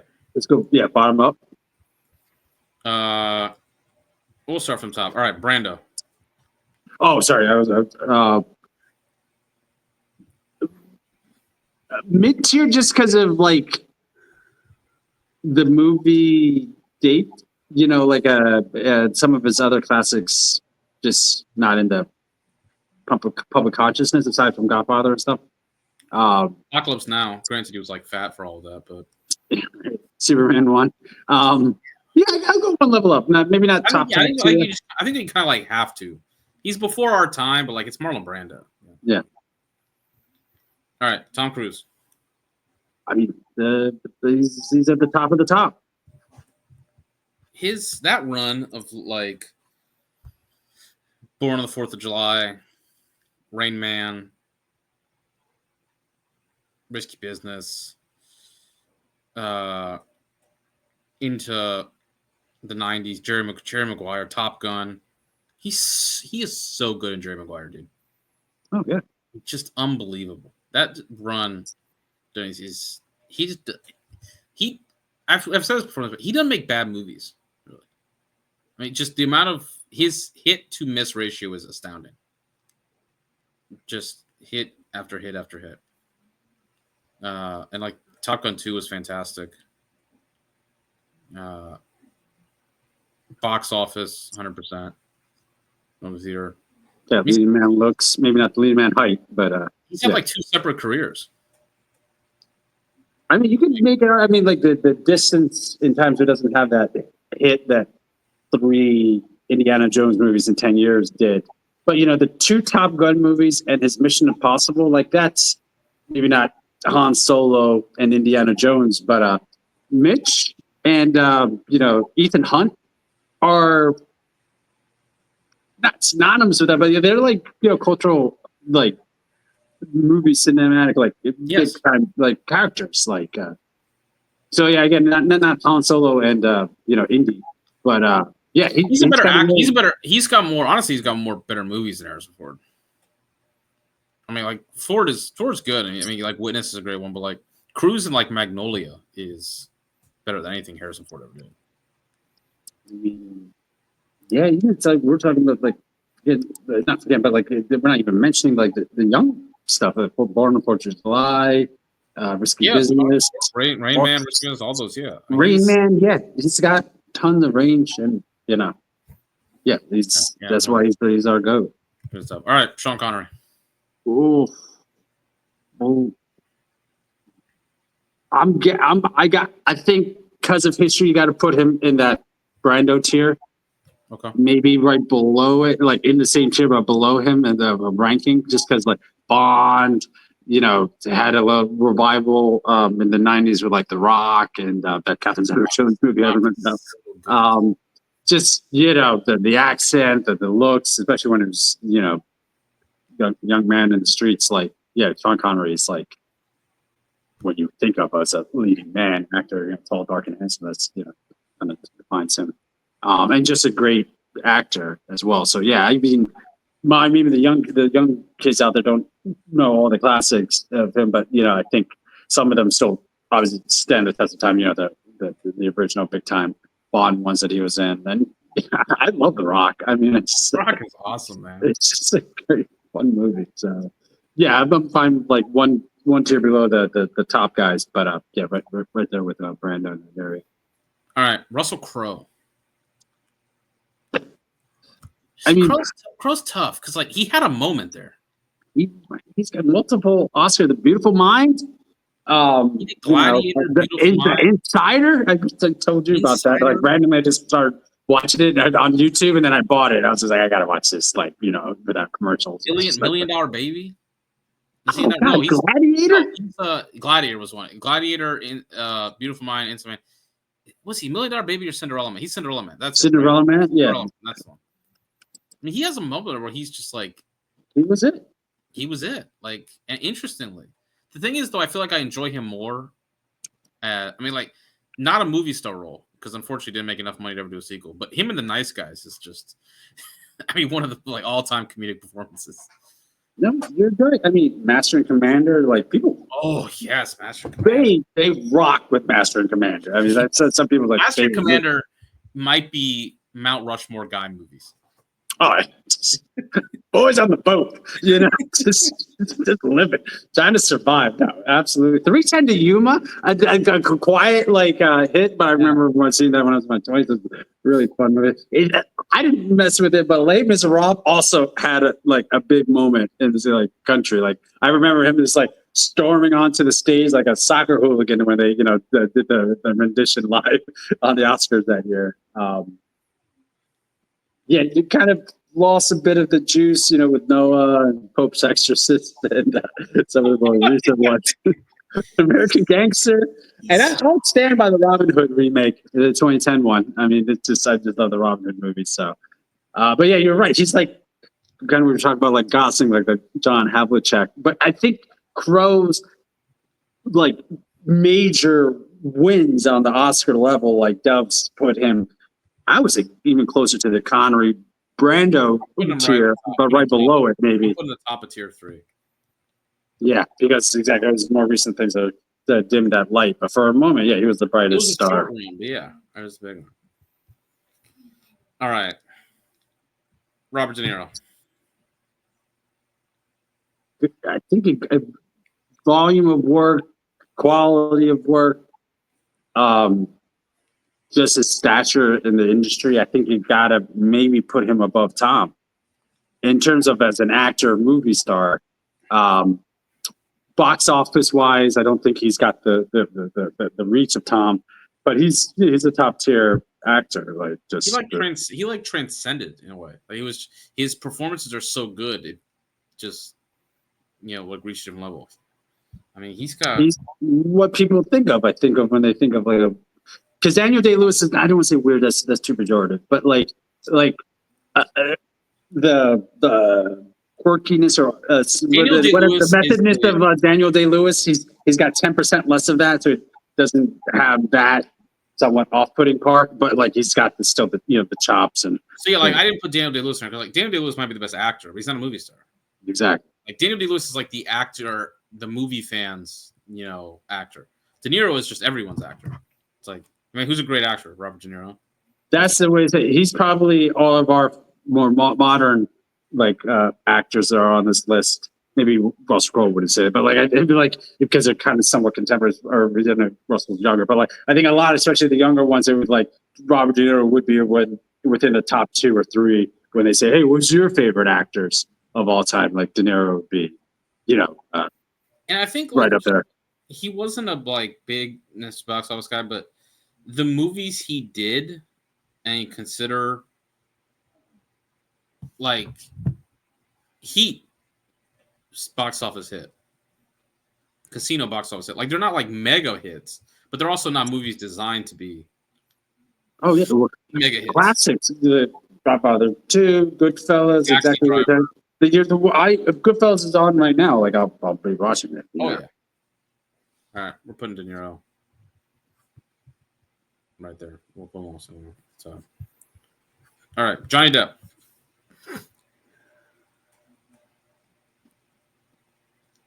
Another hard one because I feel like his box office is kind of limited to Pirates, which that being it, that is a pretty major feather in the cap. Like that, turning that into like a $1 billion franchise. Dude, I remember when the second one came out, that was the biggest thing in like the world.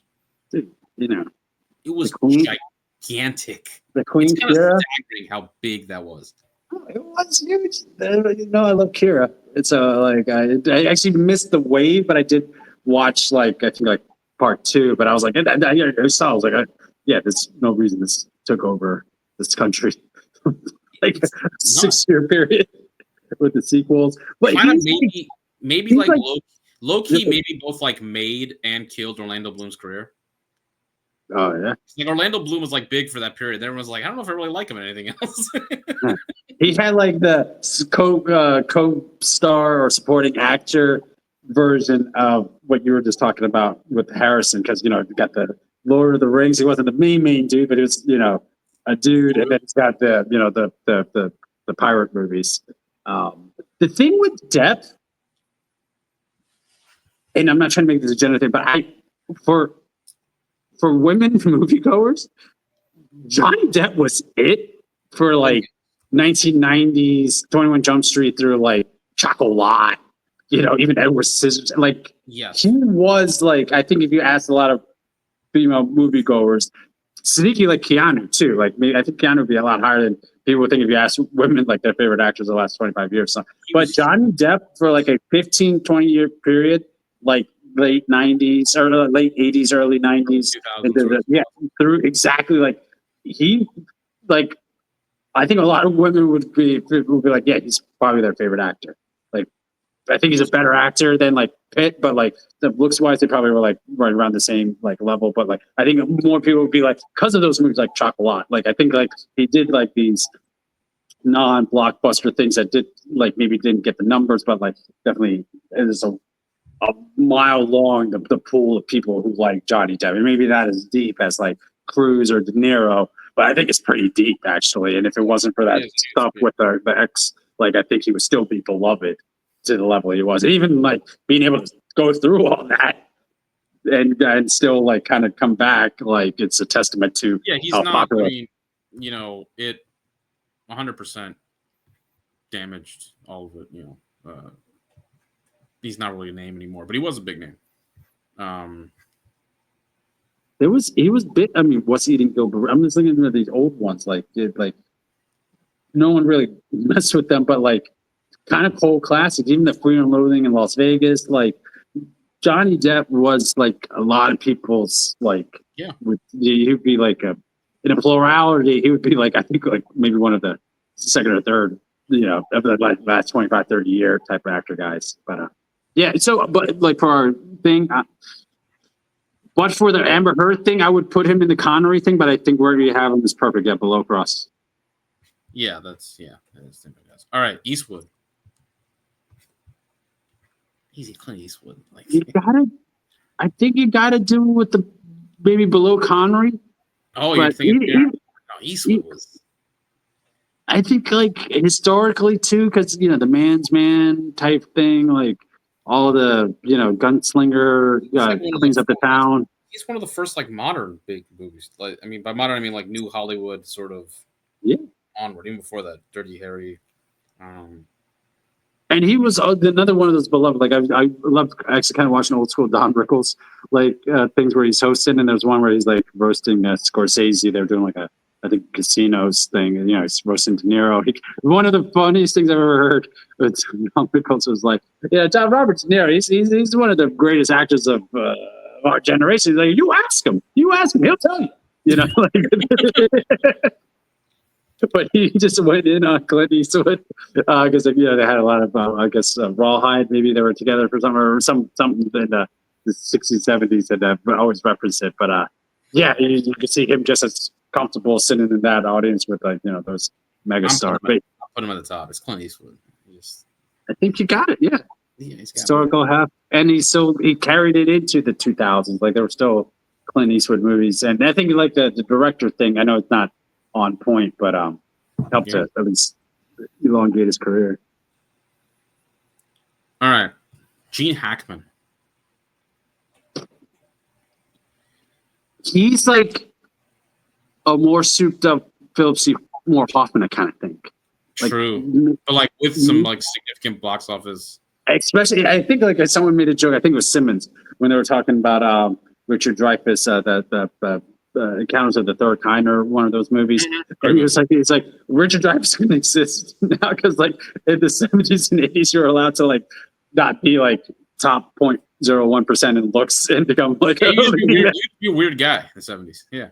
Yeah, but Gene is like that too. Just his talent, alone. I think pound for pound, he's probably one of the best actors on here. But yeah, I think as a movie star, he's still a name.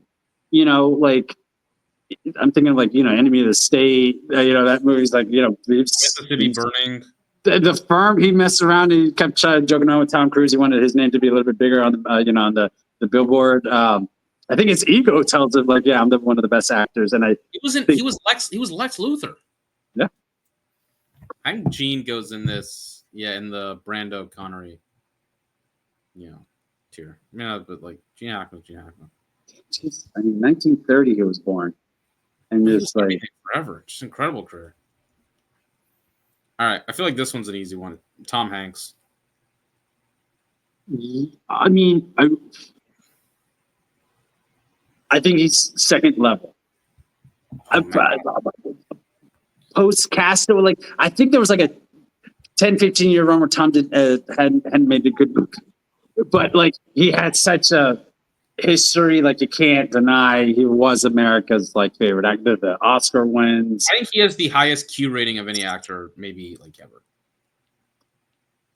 Listen, some of these for sure, that we don't need to get into it, but some of these definitely have stuff that people are gonna be nope, not doing it. Tom Hanks, I don't think has. It's him and Denzel. Yeah, when you always talk about runs, that dude, Philadelphia. Well, let me see this. Philadelphia, Forrest Gump, Apollo 13, first Toy Story. That thing you do, which is still kind of good. Yeah, Saving Private Ryan. You Got Mail, Toy Story 2. Castaway. Yeah, and then all right, I'm gonna push back on you on after Castaway. He does Road to Perdition. Very good. Catch Me If You Can, all-time rewatchable movie. Yeah. Sleeper hit, Charlie Wilson's War. Charlie Wilson's War is the one for sure. Yeah, he's in that with PSA. That's wrong.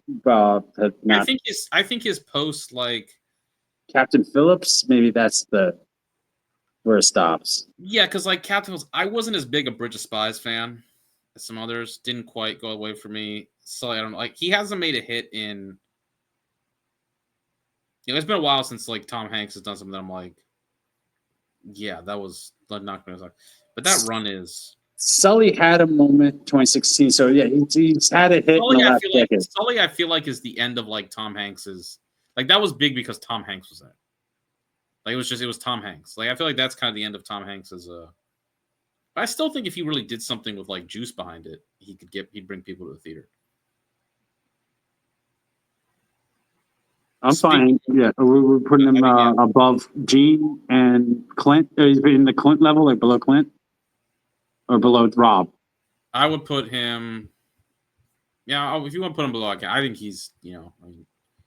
He's Tom. He's the man. But speaking of on the Sleepless in Seattle point, Meg Ryan. I mean, Is that kind of thing like even possible anymore? She She almost was took Julia so Roberts, cute. like she almost Simmons always call it like a industry correction. Like she almost industry corrected like Julia Roberts out of I think the she kind of 20 did. years. Like, I mean, her run didn't last, but All right, Meg Ryan I'm was just gonna butt in and just say this is way over my head, so I'll see you guys later. Follow me at Ryan McD29 and continue enjoying this. like Meg Ryan was gigantic, dude, for about 15 years, maybe a little less. But and she just kind of noped out of the scene. She just said, "All right, I'm done." But like, she kind of retired on top. Well, actually, I don't think she retired on top because I think she had like that one movie that like didn't quite hit, and then she kind of lost. She had a quick cameo in Top Gun Maverick, reprising her role. She's incredible, dude. But yeah, she did the Mike Daniel Day-Lewis thing after 2008, the Serious Moonlight 2009, Ithaca 2015. I watched what was it? I watched the other day. I watched Courage Under Fire. The one with Denzel, and it feels like maybe that was like it was weird because it kind of felt like it was good, like an Oscar type role for her, but I don't think she got enough like screen time for it. Denzel's kind of the main focus of that, but she was still pretty terrific in that too. All right, I'm gonna say right now the coolest man that ever lived, Paul Newman. Yeah, I was just saying, where we put it, like right at the Brando level, or yeah, I don't know, like his, he's kind of in that like Steve McQueen sort of. It's hard to judge, and more just like a cultural icon. Yeah, I always mention this. Paul Newman literally won the 24-hour Le Mans race. Like he's just for 50. Like he was just the guy. I mean, he had that movie with Cruise, right? The billiards movie. What was it, Color of Money? Yeah. Yeah, I mean, he's in Road to Perdition too. That was like his last one with Cruise. Like he's fantastic in that. He's the dude. Looks like a goddamn astronaut when he was younger. People would say that to John Hamm, like in Mad Men. Like, you should be in space, like you're an astronaut. All right, Big Jack.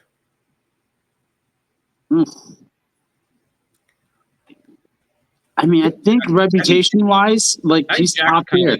He's kind of like De Niro. Yeah, like it was just the name. He's like, it's Jack Nicholson. Like when people thought of actor, they thought of Jack Nicholson for about a good 25 years, like a quarter century. Cultural, significant, still culturally significant. Yeah, another one of those where, like, if you ask the actors who's their favorite, I think Jack would be up there with De Niro. Our next guy, Al Pacino. Does Pacino win the De Niro? Because they're kind of tied together forever. I always said it. Somebody said it like this. I don't know. It's De Niro could play crazy really well. Al Pacino was crazy. Yeah. I think Pacino's kind of at the bottom of this tier because, I mean, he's another guy. Like Pacino in the 70s it's Barry Bonds. I mean, he's just, no one ever touched that. After that, it's kind of. It's a lot of what he was doing in like Send Up a Woman. It's like raising his voice, which is great. It has his, but yeah, like. I think he's kind of closer to the bottom of the top, but it is Al Pacino. No, I think that's accurate because I think De Niro, talent-wise, I think probably gets a little bit more love or recognition. But Jack kind of with Rob in terms of being known as a top actor, and they have the hardware to like match. You know what I mean? Like, I think Pacino's won, but didn't he have to wait till like Send Up a Woman? He won Send Up a Woman was the one he won for, yeah. But yeah, think of all the other movies they're missing. But like, yeah, De Niro. It's like, well, De Niro's almost like the male version of Meryl Streep. It's just like the guy that kind of just default. It's auto, yeah. All right, I think this is the easiest one. Denzel. Tied up with Tom. Yeah, or I think he's got the box office to back it up. He's still got the cultural cachet. He's got the acting chops. I know some people say it's kind of always playing Denzel, but you can kind of say that for even a couple of the other ones in like our top tier. But yeah, Denzel, Tom Cruise, like they're what people would think of with like Mount Rushmore. Denzel's one of the without even. That's something I feel kind of bad for Tom. He just doesn't have the hardware that these other guys have. He should have won for Magnolia. That was like 100%. Should have layup. He's incredible in Magnolia. Denzel is the coolest actor who never seems like he's trying to be cool. I mean, just the most effortlessly cool. Like people think of him as more of a straight man, and he is, but he's so cool. Denzel. What can you say? Again, another guy. 90s run is incredible. He's one of the few guys like this. Like Tom, like Hanks, kind of feel like he sort of petered out a bit. Probably willingly. Like Denzel, whenever he still makes a movie, it's like he just captivates people. Like Gladiator. I look forward to see the one this weekend. From highest to lowest, it was playing at the Princeton Theater. Yeah. He was in Gladiator, and he just like, whenever his New York accent, like he just. Whenever Denzel is in something, he is the main factor of the movie. Like he did like a movie where he had to do a British accent. It's like it was only like 2 or 3 seasons, but hearing Denzel do a Cockney accent, he still kind of moved on. But yeah, I think he's like from Jamaica, and then they kind of rescinded his citizenship or something. I forget the movie. But he's the man. All right, tricky one. RDJ. I'm cool with the third tier. I feel like that's kind of his lane. That's exactly because I think but for Iron Man, he'd be kind of a character actor. Yes, Iron Man put him in like major. I mean, he was a big name approaching in the early 90s when he did like Chaplin and all that. He's like the big what if. Like he could have been as big as any of these guys. And I do think he deserves. So like a lot of the actors who like get the Marvel thing, like box office hit like thing, like it's sort of just like it's like the people who got to play on the Jordan Bulls. But in terms of like the Marvel stuff, he is Jordan. Like he's the guy. Like he was the straw that stirred the drink. And he's got that. He embodies that. I hate that word swagger, but like the charisma, the charm that you need of a movie star. Like it is when you see him, even just like interviews where he's with. I saw thinking of the one where him, Blunt, and Killian were. I forget what he commands the room. Yeah, even though with those superstars, and it's like he's still like, even when he's not talking, just like the way he like just looks and looking at you or like engages in the conversation, like. But yeah, when he starts telling the stories, you just really do get transfixed. He's got a Sorkin style, just natural way of speaking that also is kind of like intoxicating. Just maybe doesn't have the hits, just total number, but what he did with Iron Man and kind of changed his entire career. He's a leading man. He just sometimes needs the right role to like really shine out. All right, interesting one. Will Smith. I hate to say it because I love Will. Maybe he turns around post that slap thing, but I think that might have like done it for him for the career. It's fortunate. Yeah, I think he's fourth level. Like I'll watch his next one. I watched Bad Boys, the most recent one. I thought it was like the second best one of the series. And I think he still has that career. I think like all the big time, they got like kind of this crippling, maybe it's about a lot of like the crippling insecurity to like want to entertain you so that you kind of like him thing. And I think he digs in, maybe goes like kind of a Rocky montage, just gets back to basics, maybe. But I think also the brand itself could be too damaged with it's just so much stuff that I heard about him against my will, especially with him and his wife. Just too much. I was like, I just don't. What's that Denzel quote where he's like, if they see you all the time, why are they going to pay to see you in the theater? Yeah, I feel like Will should have taken that advice to heart. Here's what I'll say in Will Smith's defense: there was a 10-year period there where, if you really like looked at the numbers, he was like the biggest. Like he was bigger than Tom. I'm Yes. big enough that Tom tried to recruit him to the Scientology team. But no, he was. If you think of, he was considered like the last action hero, last action movie star. That Like could the thing guarantee that the thing that Cruise got back in like the 2010s with Mission Impossible. That's what Will Smith had for like iRobot, I Am Legend. Like people just made stuff because like Men in Black, oh the my first god, one, and like huge. The guy was the star. Like they would forget one of the big maybe the guy who people say maybe kind of wrote William Goldman. But then people say oh he wrote Good Will Hunting, but like I think he did patted that down and said it gave us enough. But one thing he did say categorically, Simmons remember this pod or Simmons like who's a movie star now? He's like only one, Will Smith. And I think this was like aughts when I was still kind of in Philly. no, he was. I think it's kind of lost to like history how big of a star he was. You really like you wanted to make $500 million. Will Smith in an action summer blockbuster. Just printed. We didn't mention Independence Day. Independence, yeah, like dude, like Will Smith just printed money, $10 billion. That's who Will Smith's been.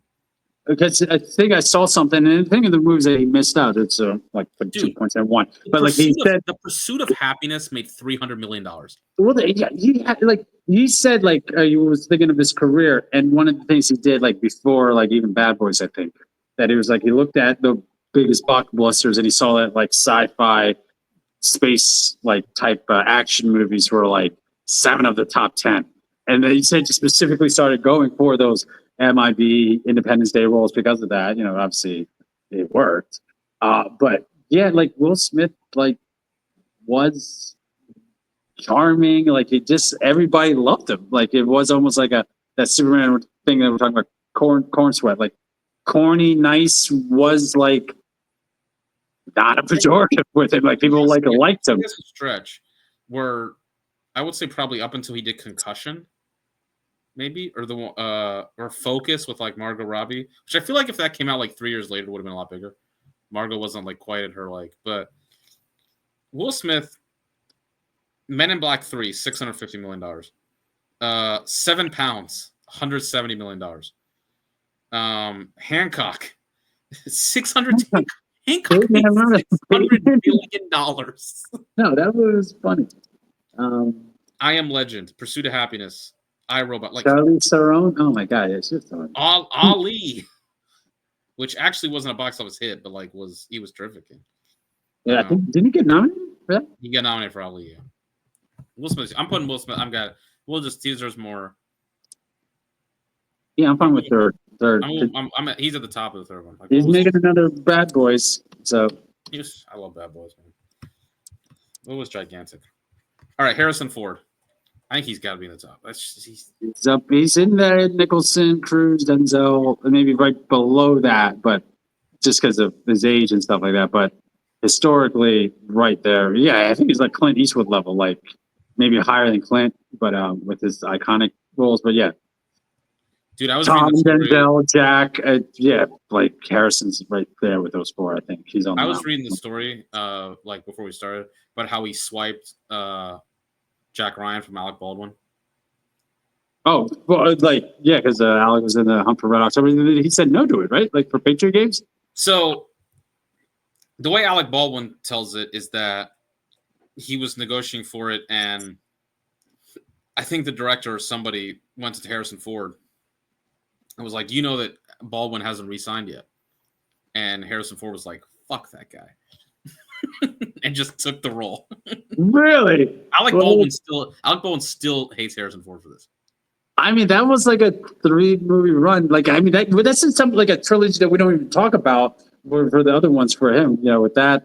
Yeah, or like, but the other way, it's the other part of it is that Baldwin turned it down or something and do it again. He market corrected Baldwin. Like now, when you think of Jack Ryan, even as good as Hunt for October is, like Baldwin is actually better Baldwin is incredible on Hunt for October. No, that movie is like awesome. It goes so hard, but yeah, like when I do this, you almost have to he was the original Jack Ryan.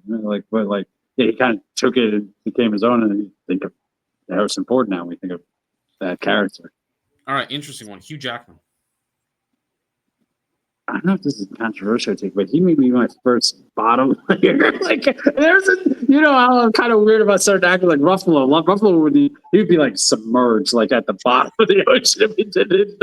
But Jack, I will give him the Wolverine, Deadpool movie. I was like, I get it. For like Q, I was like, I get it. Like he gets like bigger than life type thing, and I get the charisma and stuff like that. Maybe I was getting too hard because I think I was like more DC than Marvel, so I kind of wasn't into the X-Men, and that's kind of like. But that's the prestige.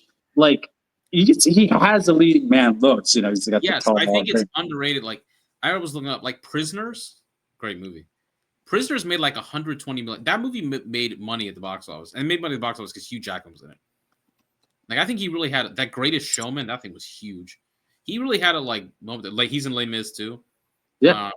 Like I think he captivated like a larger piece of the imagination than it's kind of remembered. Is he? Well, we got two. I was like, is he our third Australian? Who's the other one? Russ, right? Yes, true. Yeah, forgot about that. All right, Leo. Maybe controversial, but I think he's up there with Tom Denzel, above Jack. I can't go that I think he's like Jack's heir apparent. So like if you put him below Jack for movie star, like I think you can get any movie made if you tell. He's not quite a movie star in a way. He's like the fringe, he's a great actor. Don't get me wrong. I mean, his like track record of performances is massive, but that thing we talked about, like where Will Smith, if Will Smith was in something, it was printing a certain amount of money. I don't think Leo's that kind of. No, I guess you can make out. Yeah, box office probably doesn't have the cloud. Yeah, I love Leo. I mean, as far as like my favorite actors on this list, I mean, he had a run. I mean, he was phenomenal. The chemistry he has with Jennifer Connelly and Blood Diamond is some of the like least spoken about. I mean, just like electric. Rhodesia. The white stuff. There we go. Rhodesia. I'm gonna put Leo. I think he's I'll go here for you. I was going to put him. The conversation where I was talking about like depth, like for the female audience. I think Leo, modern day, or maybe like 10 years ago, with this question, Leo would be like for many. Like just the impact that Titanic had. I think Leo's more of a guys. I think he's more of a. I think dudes like now, yeah, with his teaming up with Scorsese, The Departed, the Wolf of Wall Street one for sure, the Revenant, like this grimy. But yeah, I think like early on, yeah, he's got. Oh yes, the Titanic. That is just a hard way to say, like for being beloved by hundreds of millions of people. But yeah, like for a little while, yeah, I think Leo was like the biggest movie star when he was younger. Yeah, but maybe now, yeah, just like a really great character actor almost. But like with the movie star draw. Matt Damon.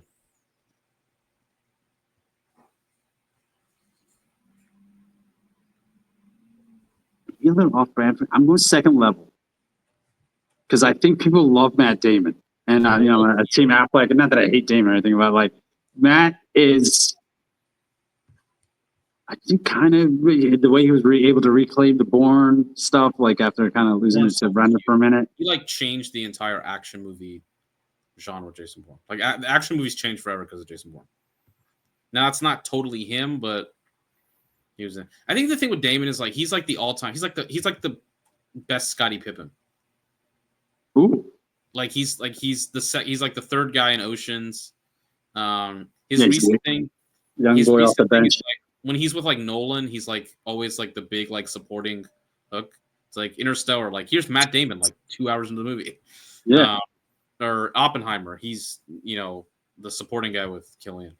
So I think that's Matt Damon's spot. Bruce Willis. Historically huge. Now I love Bruce Willis. Die Hard is like my favorite. Yeah, that's exactly where I'm thinking of above Hugh. Die Hard is kind of where he just hangs his hat. Which is cool. Like, he's in the combo. That's kind of where it goes. Nick Cage.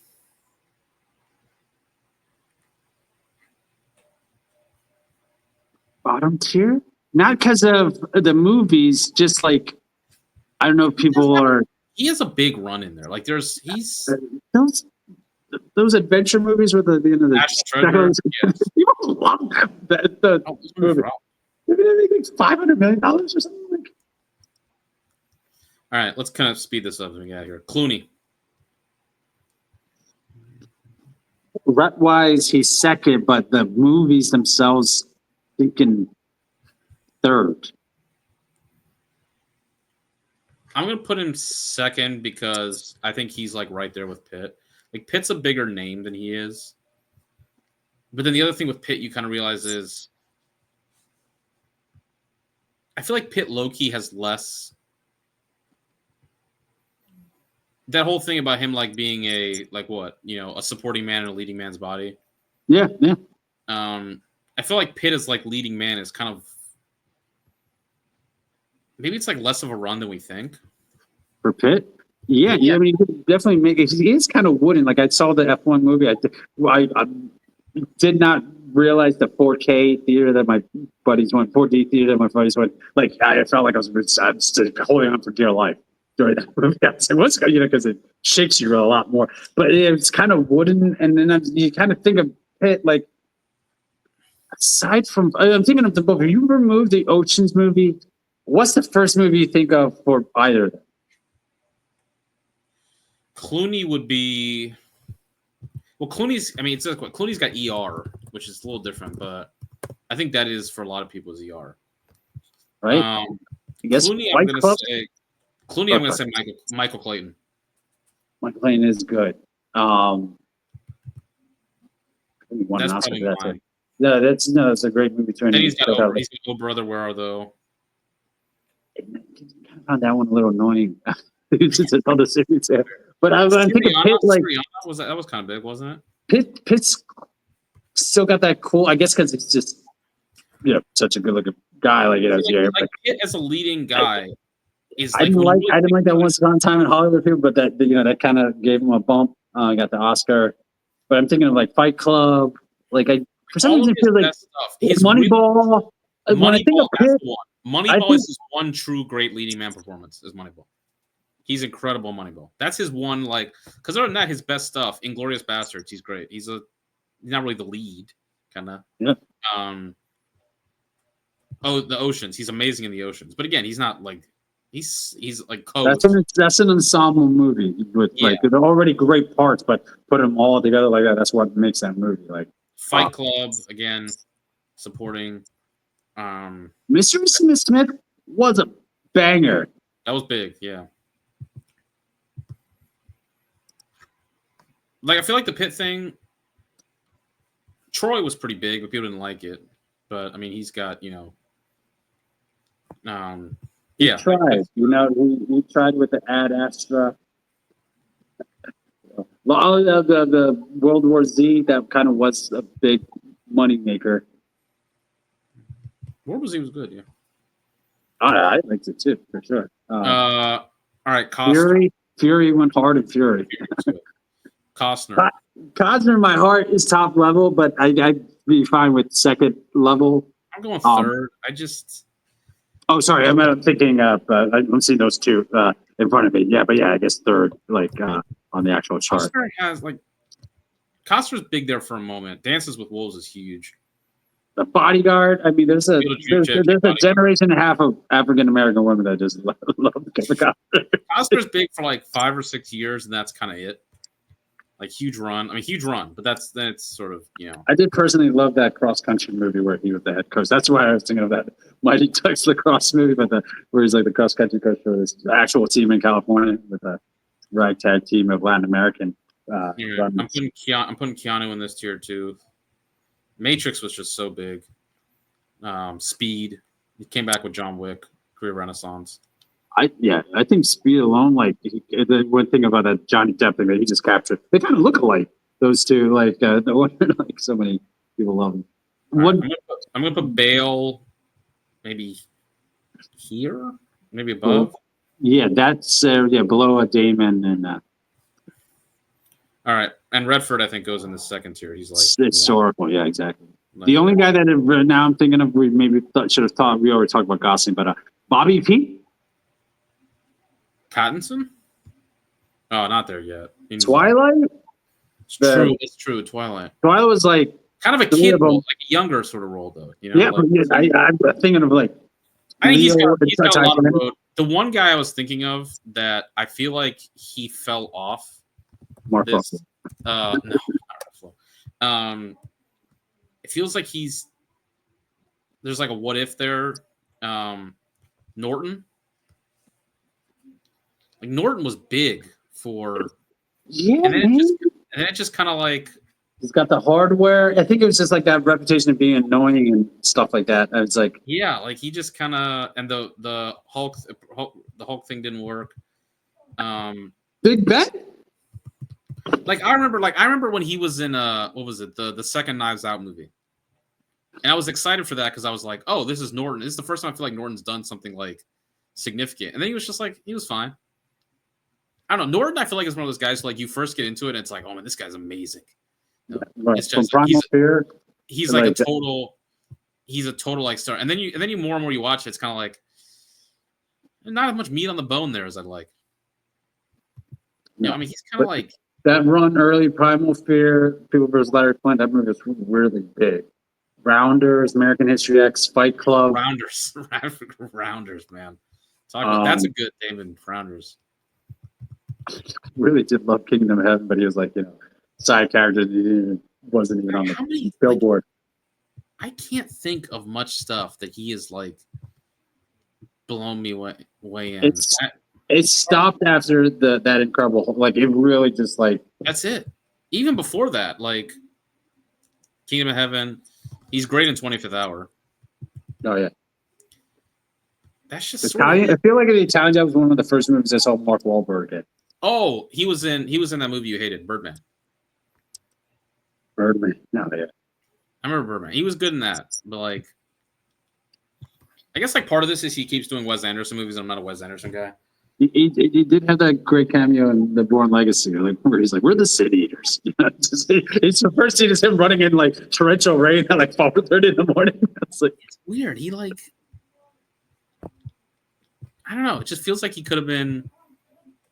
Feels like he could have been bigger. I don't know. All right, there we go. That's our movie star iceberg. Maybe we should do a female one, maybe. That's a good idea. I like that. All right. Jennifer Connelly, Emily Blunt. we really differ on our girl, the one that you always tell me to slow my roll on. Emma Stone. You're like, safe. I will not 10 minutes. I remember the first time I mentioned it, and you were just like, and I was, and you were like, really? And I'm like, the safe. Don't play with this. I've taken a lot of your shit over these years. You said a lot of dumb shit, and I'm going to hold the line on that one. No, listen, it paid off for me. It paid off for me by her winning an Oscar in a movie that like halfway through, I'm like, I'm not sure I really know what's going on here. You earned it, though. But I'm like, you know what? I got to stick through it. I just got to like. You're loyal. That's what it says about you. All right. Thank you, folks. We had a lot of fun here.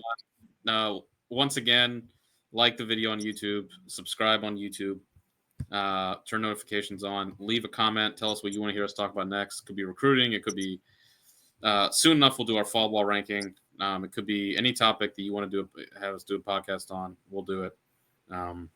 So throw us a line. Let us know. We'll get after it. All right. Enjoy the rest of your summer, friends. Happy Labor Day. Happy Labor Day. Start of the college football NFL season soon. Yeah. Let's go. So enjoy that. And we will talk to you on the flip side. Back in Mr. President. Stay hydrated.